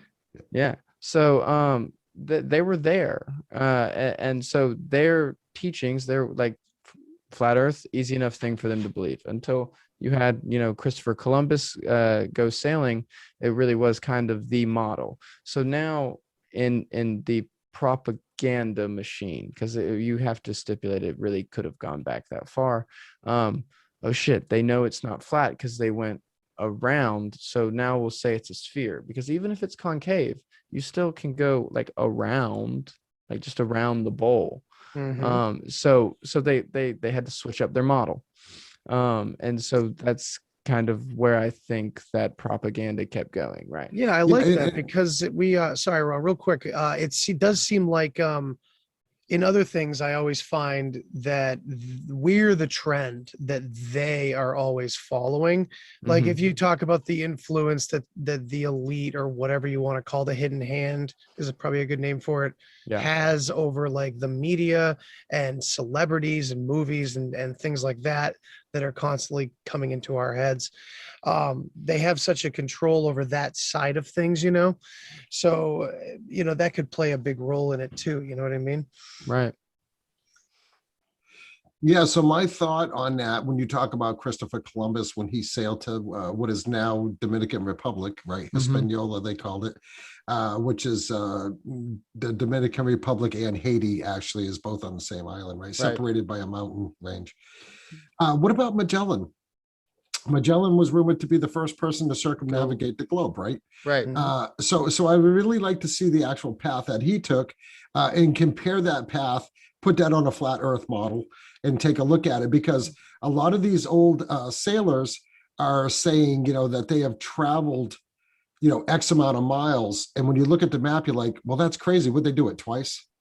Yeah. You know what I mean? Like they're saying they traveled more miles. 60,000 miles. Yeah, versus what it actually should be, which is a question, right? I mean, that helps you to question whether, it's just like the theory, okay, from flying from Australia to Chile, why wouldn't you just fly directly there? And why do they fly to North America and then down to Chile? Right. You know what I mean? These are all questions. These are like legit questions. And these are all questions for you, Andy, when you get Dave on your show. No, totally. That's I mean, there is, well, no, you go ahead. I would just spitballing about flat Earth anyway. Go ahead. No, go ahead, Andy. I want to hear what you got. Well, so the circumnavigation thing, from what I've heard, the only circumnavigation that we really have confirmed people doing is horizontally and never vertically like this. Right. So, and the thing is that's kind of like the symbolism used to describe the problem with the globe on the flat earther side. That when they do flatten the map out and do it the way I guess David Weiss's app is, it's basically a kind of, that's what happens. Like north is fine, but south is all sorts of screwed up. That's where the flight patterns are. It's all the southern ones that are the questionable ones or something. Right. So the North Pole and the South Pole, those are no-fly zones. Okay, why are those no-fly zones? Why? Yeah, why are those no-fly zones? Oh, right? and I totally agree that there's something very weird. Okay, about so Antarctica when Admiral regardless. Byrd talks about the land masses beyond the poles, right? Like I am totally like sucked into that. So like can that's I a big thing, ask a question to go you ahead. real quick? So let me ask your take, because I'm fascinated by that too. I mean, The Thing is like my favorite horror movie. Antarctica is like my favorite place that I'll never go. Yet it could all fall apart, right? It could just be something else. But when I heard it come out of Admiral Byrd's mouth, he was talking about, I thought he was talking about them not fathoming just how much land Antarctica was. And so when he said he literally said that there's enough land, or there's more land than North America beyond, I think he said like I can't remember exactly the quote, but to me it sounded like he was referring to, holy shit guys, this isn't just some little like ice patch, this is a whole continent. But I don't know, maybe I could be way off on that. No, but this is how I took it. When he says there's vast lands beyond the poles, no, I'm thinking, okay, so that's not really possible in the North Pole, unless you believe in his story where he flew into the North Pole, which would have been flying into the Hollow Earth, right? But I think it's more believable when he talks about, say, lands below, vast lands beyond the poles, the South Pole. Right. So if we take, just say, for instance, like we'll take the flat earth version of this. Right. So if Antarctica is an ice wall that has certain openings that go out, Admiral Byrd said that there's continents beyond the poles bigger than North America. Now, have you guys seen the maps that are out there that show what we perceive as our world? And then you have the ice wall that has some openings in it. And then you have all these other land masses. Lemuria is one of the islands. It's named Lemuria. And I wish, I should have thought of it, but I was running late. I wanted to pull that map up so we could talk about that. But then you hear the stories of the ancient Scandinavian sailor, was it Johansson or Olafsson or something like that, that says that him and his son were sailing and they found this opening in this big ice wall, and they went through it and they came upon like grassy areas that weren't frozen, right? I mean, and they started out in the North Pole or where in this story it's the North Pole, but I could be wrong. Yeah, well, we'd have to check that out. But I mean, when they got back and they told the story, like they put the guy in a nut house. Yeah. Right, because they just didn't I'm not believe the familiar story. with that one, I guess. Oh yeah, that's a good one, Andy. I think I've heard some of that, and I'm miscorrelating it with Admiral Byrd's story because doesn't there was actually Admiral a book written about it okay. and I think it's Olafson, if I'm not. I've Camden, heard that name. I've definitely up? heard that name. Yeah, so really interesting story. So is that outside of our perception of what our world is? Say it's a flat Earth, and you get out past Antarctica, and it's just massive, and it just goes on forever and ever because there's multiple ice walls on those maps. You got the ice wall, that's what we would perceive as Antarctica. Then you have continents there, and then there's another ice wall, and so on and so forth. It just goes on. Well, I won't say forever, but it's like they say that we're on an infinite plane, right? Like infinite to me, when I learned in math class, like infinite's forever, right? So I mean that's kind of hard to wrap your head around. But like I am obsessed with these lands beyond the poles. Obviously there's not I mean, you can research this and there's just really not a lot out there about it. When you start going deeper back in these really old maps that you're seeing that show Antarctica, like with animals and tropical trees and lakes and ponds and rivers and stuff like that. And I mean, who made those maps, right? I mean, somebody didn't pull that out of their ass. I mean, somebody made these maps, and I mean, and it's such an interesting subject to me. Which is why I kind of, and I know we're kind of getting off topic because we were talking about David Greer and the cosmic hoax, but I mean, but it's all tied in. Like we started to touch on that earlier when Dave was talking. Everything has a connection, like in some weird, funky way. All of this stuff is connected. And if you were able to put like this massive Venn diagram together, and then all of a sudden, let's see what ends up in the middle. And what's the middle going to say? It's all a lie. Because everything that we've been taught, that we're learning now is not exactly 100% accurate, right? But that whole land beyond the poles, when I heard Admiral Byrd say that, when that came out of his mouth, and I can't believe that they didn't scrub that interview. Like I can't believe that wasn't scrubbed. Like the government just got rid of that. But he kind of was forced into retirement after that, which I found to be kind of interesting. So my perspective, just to throw this in here, and then Camden reflect on what we're saying. I worry about every piece of information that we conspiracy theorists can easily get our hands on.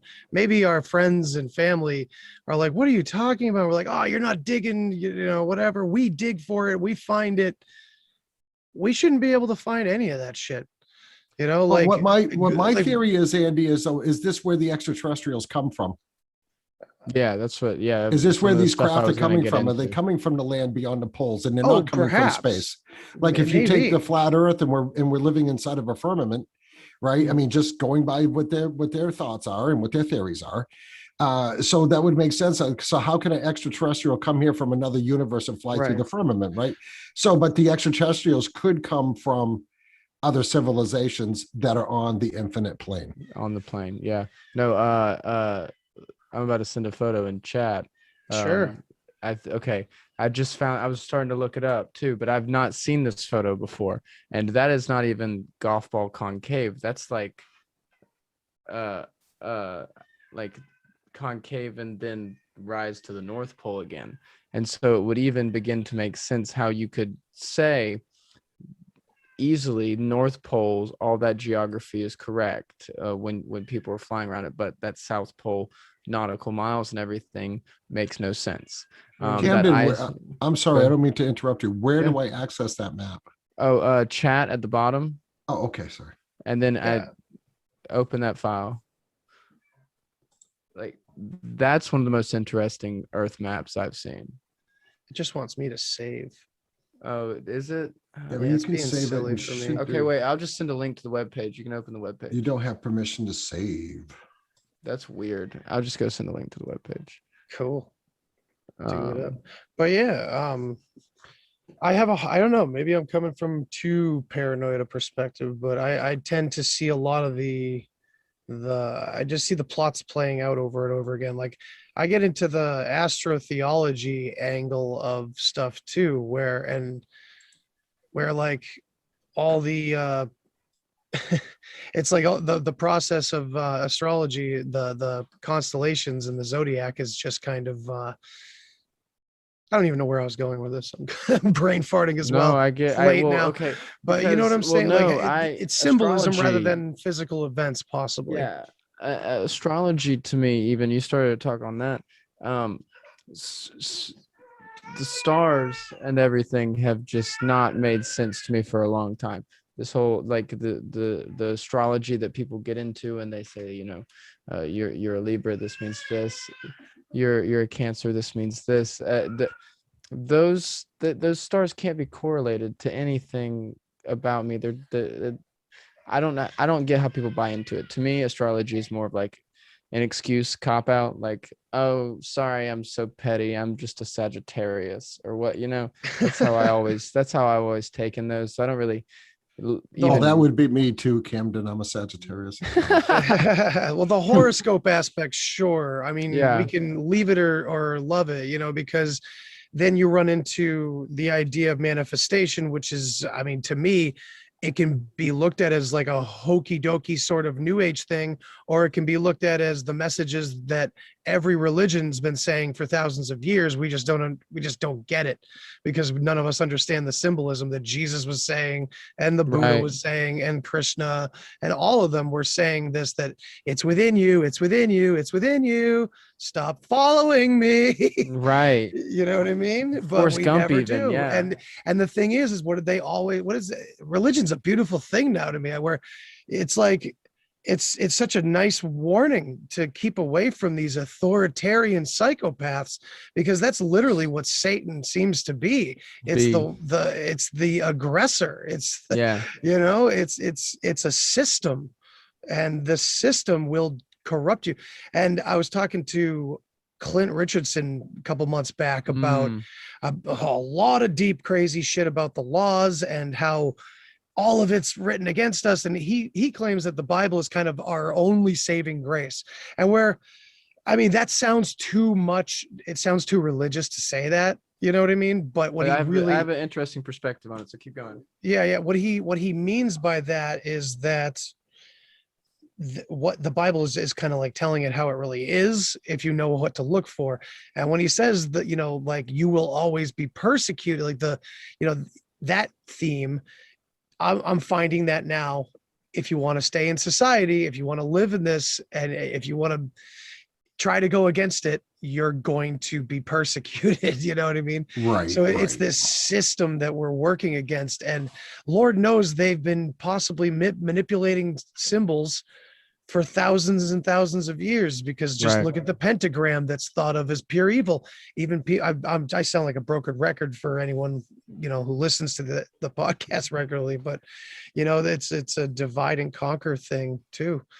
It's just so many layers to it. I love the extraterrestrial idea, but I look at Greer and I look at Elizondo and I look at the two factions and I go, okay, so this is what they've done.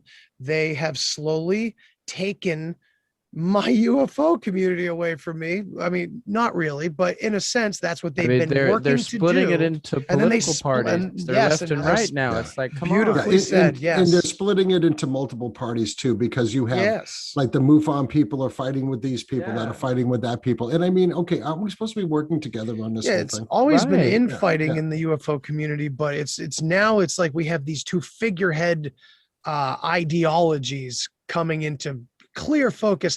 And like I said earlier, I'm not saying this takes away from the experience, and I typically go by direct experience, and I can relate to a lot of crazy stories because I've had a lot of crazy direct experiences, but like without that, it's hard to verify. But like this seems like a setup, and I don't think that means anything bad for real experiences, but what we're getting from them, from all of it, we don't have to go so far to say that everything's fake.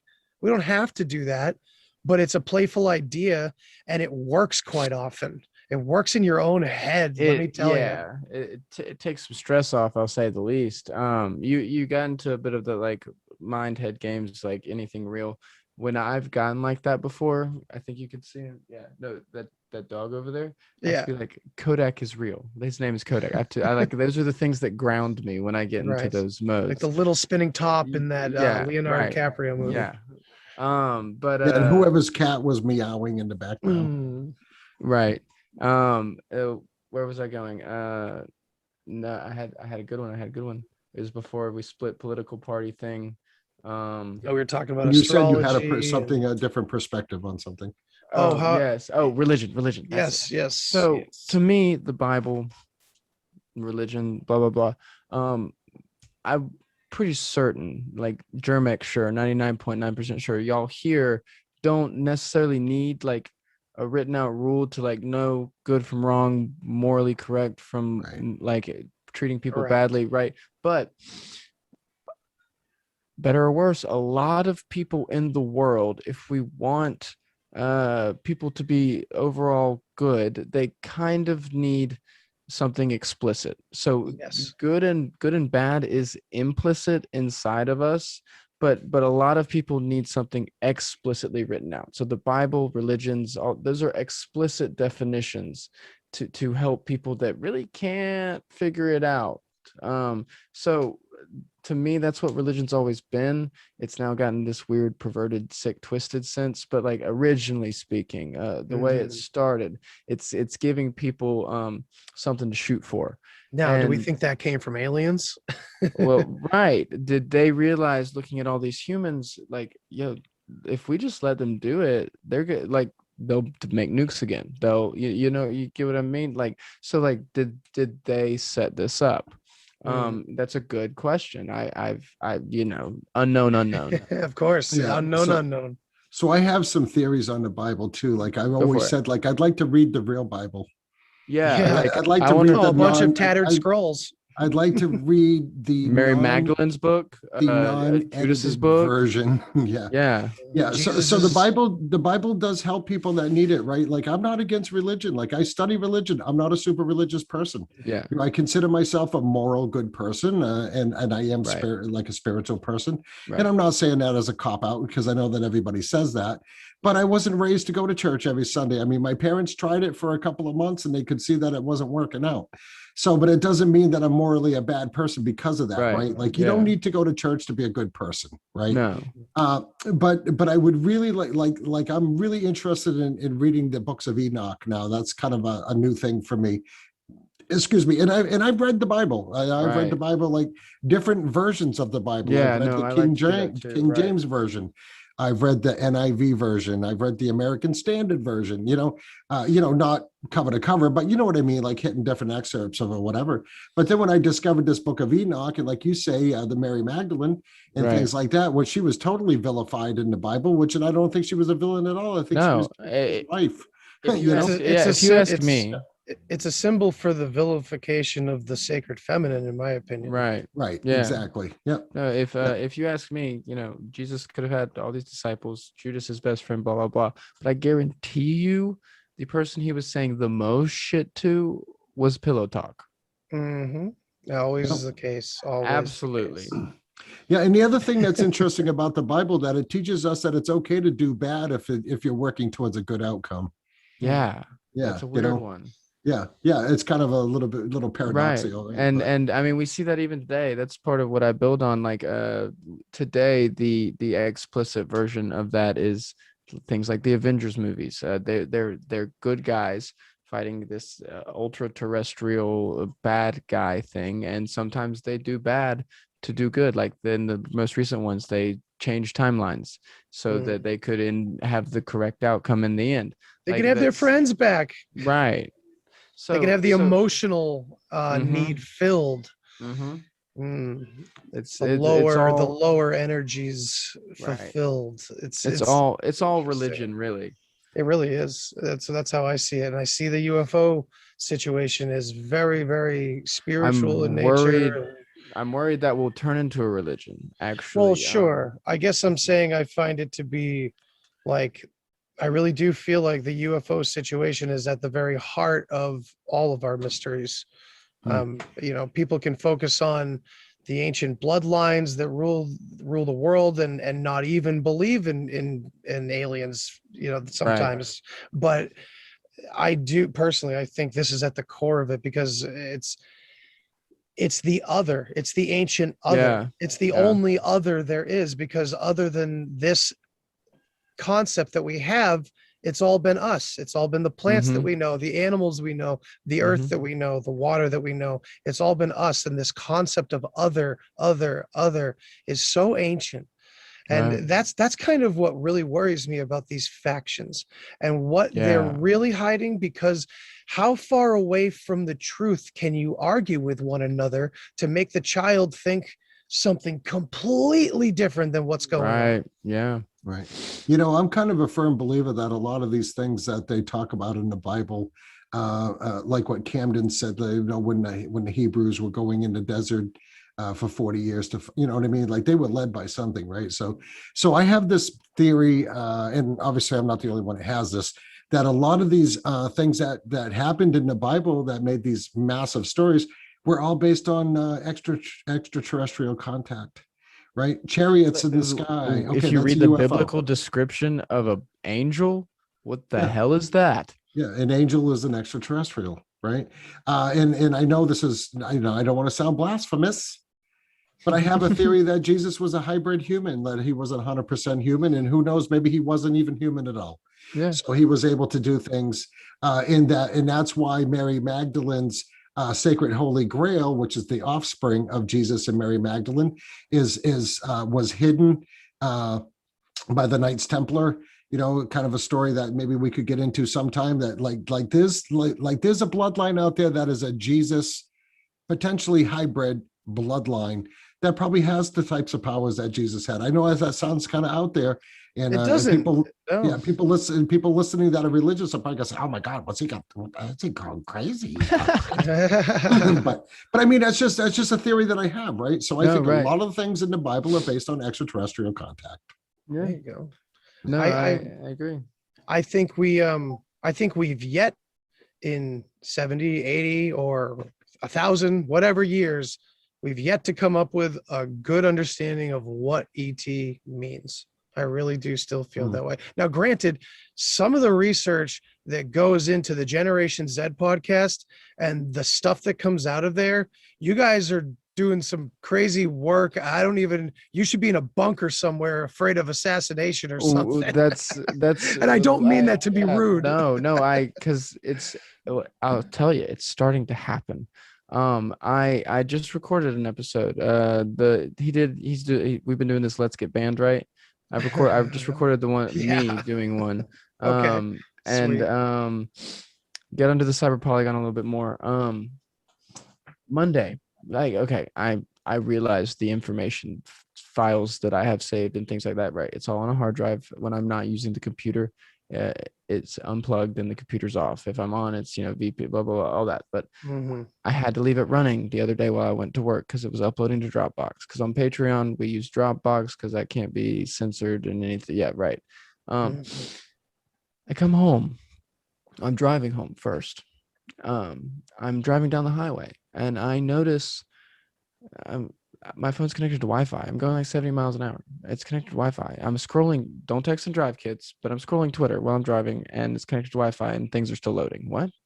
I go to Wi-Fi settings. It's connected to a hidden network. It just says hidden network. I get home.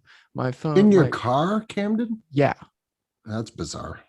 Well, not done yet. I get home. My computer is still on. It's connected to the network, but not the internet. So like that next step. What it is sending and receiving information to on my computer is a hidden network. I can't connect to the internet. I use a Ethernet adapter and then connect it to my phone, so it's using LTE to connect to the internet. I uninstall the Wi-Fi LAN card driver, go to the internet, re-download it. It wouldn't let y'all send. It wouldn't let y'all see pics. But reconnecting to the internet, I kept getting this thing that said, enable Federal Information Processing Standards, in parentheses, FIPS, compliance for this network. What the fuck? Asking me to like check That's the box. crazy. And I've never even fucking heard of that. Best Buy had never heard of it. Looked it up now. It's NIST, the National something Standards and Technology. It's something that they worked with Microsoft on. I don't know if y'all have heard about like that $10 billion Jedi contract getting canceled. Yeah, right? yeah, I remember that. So it was all part of that. FIPS is government computers, like government approved encryption, and like on government computers you have FIPS on so that you're only using things that are encrypted in a way the government's okay with. But if you ask me, that's because they love their backdoors. Absolutely. Right? So it wouldn't let me turn the network on until I didn't, by the way, in the end, push this button. I kept trying to get around it. Finally, I figured out how to. I had to like change network name, but like they're really trying. That's some creepy shit, man. Yeah, that's big time. And for you to have Wi-Fi as you're driving down the road. Yeah. I mean, I've never heard of such a thing unless there's some massive Wi-Fi network that's out there that's under government control that they can that they utilize their Wi-Fi to access people's phones when, say, for instance, there's no cell service. Right. Well, we already so they can access your phone anytime through their internet. Right. That could be coming from 5G towers, could be coming from satellites. It could be coming like we're not really sure what Starlink is yet. No, Starlink is being put up. Starlink's being put up so that little Jimmy in Africa can get the internet in the rainforest. And even with Starlink, Amazon, Blue Origin, I think, is launching literally just as many satellites in the 3000s at the exact same time. Like, if you ask me, someone needs to be figuring out like how to get like garbage trucks in space, because there's going to be so much. That's a giant vacuum cleaners, right? But where is it coming from? I think the balloons will clog it. Yeah, that's crazy, right? And so it doesn't. 5G maybe makes the most sense to me. There's got to be, I don't know, quantum computing is getting really big now. Like it doesn't, I don't know, but it's something. Yeah. Well, you could bet it wasn't Verizon's. No, absolutely not. Come to go on your Verizon app and see where we have free Wi-Fi so that we can access your phone for you. And the weird thing even is like my dad's computer downstairs, my brother's laptop in his room. Those didn't have the hidden network.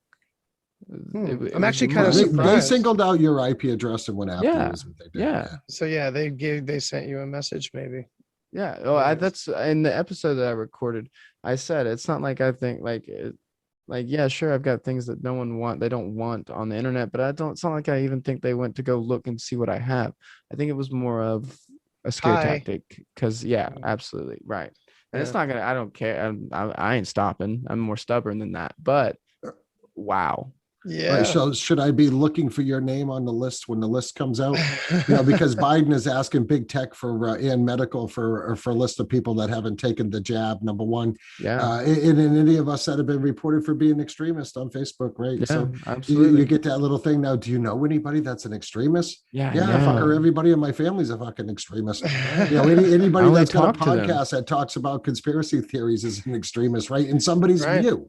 You and I, absolutely. So there's a very fine line there. Like we could all be deemed extremists because we have extreme views. Of course, we are absolutely, and that's why, like you and me have talked multiple times, Ron, about studying up on ham radio technology and shit like that. I'm looking at putting a ham radio in my Jeep. There you go. Nice, man. Yeah. No, in all seriousness, I think that's something that we definitely all need to get on. And we all need to have everybody's information so that we can stay in contact, because, I just got this really odd feeling that in the next couple of months, like the shit's really going to hit the fan. You got this stuff. We just did a show tonight about all the unrest in all these socialist countries, right? You got Cuba, you got South Africa, you have Obviously, France Venezuela is protesting right now. Yeah, and you got the president of real Haiti bad. that just got killed, assassinated because he didn't want to take the COVID jab. Yeah, but all of a sudden now oh no, we got plenty of shots here. We're going to send them over. Yeah. Get you taken care of, right? So and then the people in Cuba are protesting because they don't get no vaccines, right? So they're very upset, so they're protesting in the street. Okay, this is how the news is framing this and spinning these stories. Right. No. Okay, so we know that globally shit is hitting the fan, right? And it's just a matter of time that's going to come here. And I really South think people Africa need to looks prepare for insane that. right now. Yeah, I'm actually going to do an interview. I have a contact in South Africa. I'm going to be doing an interview. Yeah, we were supposed to do it this afternoon. That kind of fell through, but we're going to reschedule. And Look, it's bad shit. I've seen a couple videos from people like of the streets. It's hell. Oh, God. Yeah, it's pretty rough. Crazy. So maybe that's what this Project Bluebeam is supposed to do, right? It's supposed to bring us all together under one understanding or something like that. Yeah, So, what Ronald Reagan said, one global FIPS compliance. FIPS there you go. Right. So and bring we us were under one global thing to fight the aliens, right? Which are going to be fake aliens, according to Von Braun. Right. And so we got to kind of wrap this up. It's getting late for me. And we've been going for over 2 hours now. This is great. Solid. That's awesome. Hell yeah. So I will leave it with this: is some themes from the very beginning and throughout have been that, they're trying to get ahead of what's coming, whether they like it or not, perhaps something along those lines. And I'd like to, at least before this ends, echo the idea that this is talked about outside of the UFO phenomenon as well, because the entire time that's going on, you have an entire huge spiritual community talking about how they're trying to mimic what's really good for you. And they're, there's always the middleman. They always play the middleman and put you in, put something in between you and your own personal power and this and that. So I do want to emphasize that theme and that idea that this is universal. This UFO phenomenon is a symptom of something much more universal than just something from outside of our planet or something from outside this dimension, something from somewhere else on a much larger planet or golf ball or flat earth or whatever it is. It's more than these physical concepts. It's more than these physical ideas that are affecting our physical world in front of our visual plane in front of us. Because if psychedelics has taught me anything, is this whole damn thing can be under suspicion. Because there's the DMT experience itself specifically is no one's, not a single, even no psychedelic traveler or scientist that's working with it has explained to me why my cameras can stop recording this around us. Fine, your mind can do stuff and fine, the DMT is unlocking something that's already there, like a receptor, fine. But what concerns me is these are cameras, and where is the feed going, and what's happening to the feed? Is it burning? What's going on? I've got a sort of speculation for you on. Sure. I got two things to say before we wrap it up now. Sure. So DMT, it is a naturally occurring chemical in your brain. There's only been like 3 of them done, but CAT scans at the moment of death, you can see you would call it a heroic dose of DMT released in your brain, right? So heaven, hell, DMT trips, so it sounds like you've been on one. They kind of are what you make it, and you are in a ethereal alternate place. Out of body experience, easiest word for it. So out of body experience, and then you have a body to come back to, right? But if you die, your soul leaves in that out of body experience. There's no body to come back to. It doesn't come back to it. And that's kind of what afterlife-ish is, right? Mhm. What you Yeah, make well, your of it. soul leaves and it just goes somewhere else. Right. And your It- body, I've said this, your body is just an avatar. Like Right. this body I got stuck with this time, whatever. I'm working with it, but Jesus, like right now, like I can't even hardly move. But whatever. So yeah, so when your soul leaves, right, and they say that at the time of death, you know, what you experience is what you believe in. Like if you Right. believe you're going to heaven, you go to heaven. If you believe Right. you're going to hell, you go to hell. It literally I is mean, a we don't DMT know. trip. Yeah, we don't you know make. what happens. Obviously, we're all going to find out at some point. Mhm. But anyways, no, really super interesting thing, and what the DMT brings out. Now, I've never done DMT, and I can't confirm or deny that I'm want to. I think it's something you have. It's like you do shrooms and LSD and things. Like you can mentally maybe not be prepared for that and it'd be okay. But DMT really is something that you mentally got to have the wherewithal for. I agree. Absolutely. All of them. Yeah, I would no, say to right. a certain degree. And I've gone to crazy places on all of them anyway, for Yes. sure. Yes. And okay, last thing. Yeah, last thing. You got into New Age. And the middle person in our Patreon, we do Zoom calls and stuff, that he's said a lot of interesting things on, and we've even had some, like on technology side, a guy that works for Rand Corps that I don't know why he talks to us, but he does, and he seems very legit. I've seen his credentials and like had some private conversations with I think I'm cool with him. He basically says, like, I sit in these briefings all day and I'm like, all these people talking, I know I can find so many more smarter people that have so much better perspectives, and so like I want to talk to them. So I think I'm okay with him. For a while I was like, but confirmed by him. So the New Age guy, he's basically he's of the belief that New Age, spiritualism, all that stuff, raise your vibrations, those things, that's a giant psyop. Yeah, I've heard this. Yeah, and something to keep going. Right. And by raising your vibrations, and then I'm adding in the technology backup of it. If you raise your vibrations, you become a better antenna for broadcasting. If you add aluminum, say in deodorant, or say in these, you mentioned White Claws earlier, these seltzers with actual hard liquor in the aluminum cans, they degrade the aluminum. You're swallowing a little bit of aluminum. If you're a better antenna, the government can RFID track you way better, and that's what they really use to track you. You have every single person has an independent, unique RFID signature.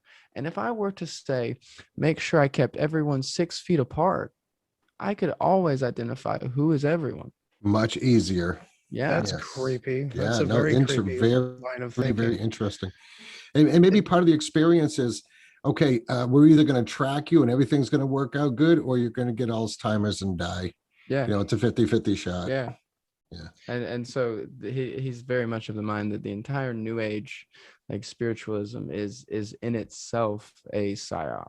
So I wonder, this might be a conversation I'm going to have with Generation Zed with you guys, because holy shit, I mean, that cracks open Pandora's box for me, because that means, because there has to be, it doesn't have to be, that's my internal dialogue going, find the mimicry, because the New Age, quote unquote, is the old age. It's the most ancient wisdom we have. So, I mean, that, you know, that we're just descending off into the branches and then more branches. Yeah, and so he's of the mind that instead of raise your vibrations, you should be lowering your vibrations to match the earth, kind of grounding yourself, not elevating. And it's, I mean, there's things to back it up. It's we're gonna have to I want to get into that sometime. Yeah, I'm glad to leave the audience hanging. Absolutely. I want to be in on that conversation, because, you know, I have a hard time believing that some of the New Age stuff is kind of out there, but a lot of it, you know, I read a lot about Buddhism growing up, right? And you're talking, that's like raising your vibrations, you're changing frequencies, you're doing things, and these monks are able to meditate for days. Yeah. Right. So I don't think that's a psyop. I mean, maybe part of it's a psyop, but not the original stuff. Like socially, that's what I'm really. Yeah. No. Right. Because there's got to be a mimicry, man. There's got to be something laid. They just lay it right out there on top. Scientism versus science. I don't want everyone turning completely against science. I'm almost nervous about posting like science in conspiracy theory posts.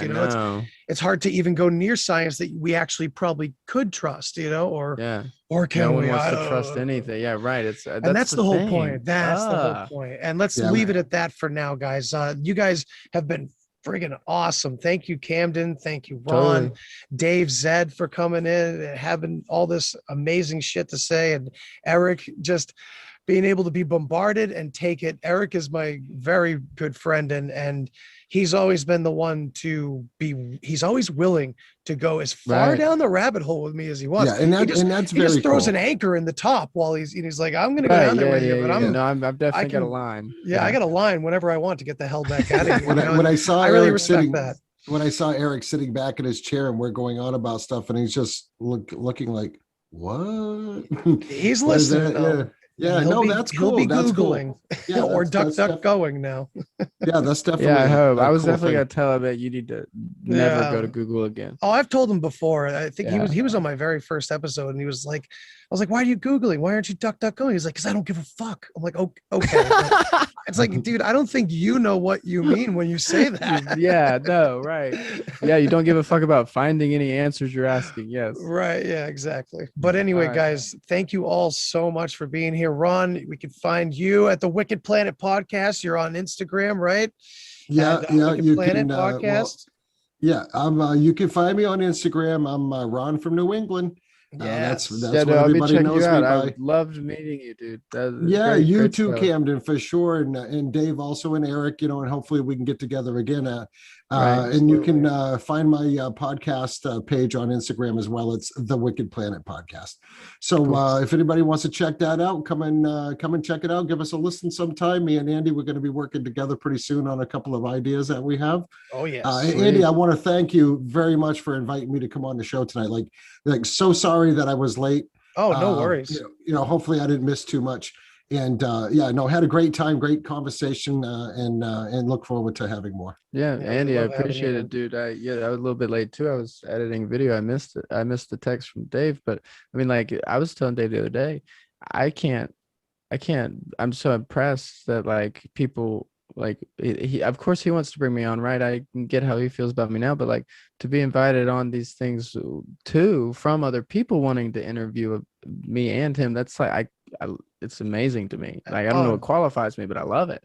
Well, dude, when you filled in for Dave a couple times that I tuned into, and I thought you were great, and when I realized that Dave had a good friend right there helping him out with this shit, I'm like, this makes a little bit more sense. Otherwise, Dave would have no hair. He'd be pulling his own eyebrows out at this point. So, I mean, I really appreciate what you guys are doing over at Generation Zed Podcast. Ron, I appreciate you so much, man. We got to get together more, and we definitely have to do something in person with a bunch of us New Englanders for sure. I know we're going to set that up. Hell yeah. Now, Camden, you guys are further north, I believe. No. See, Dave, you can end the recording, and I'll okay, no problem. Stuff, yeah. Okay, no problem. All right. Anyway, guys, everybody, thanks for listening. We got way off topic, but I think that's the whole point here, man. I really do, because this, like we've been saying the whole time, this topic is a very universal topic, and it can't be boiled down to what these factions are throwing at us. So, thanks everybody for listening. And take it easy. See you next time. Good night. Thanks for listening to this episode of the Deep Share Podcast. If you want to hear more, then hit that subscribe button. Follow me on all the social places. And remember, think for yourself, but don't always believe what you think. Till next time. Human sacrifice, dogs and cats living together, mass hysteria. Enough, I get the point. You have meddled with the primal forces of nature. And you will atone. What do we know? What do we know? If I know what we know, then I can tell you what we know, and if someone else knows, okay? I mean...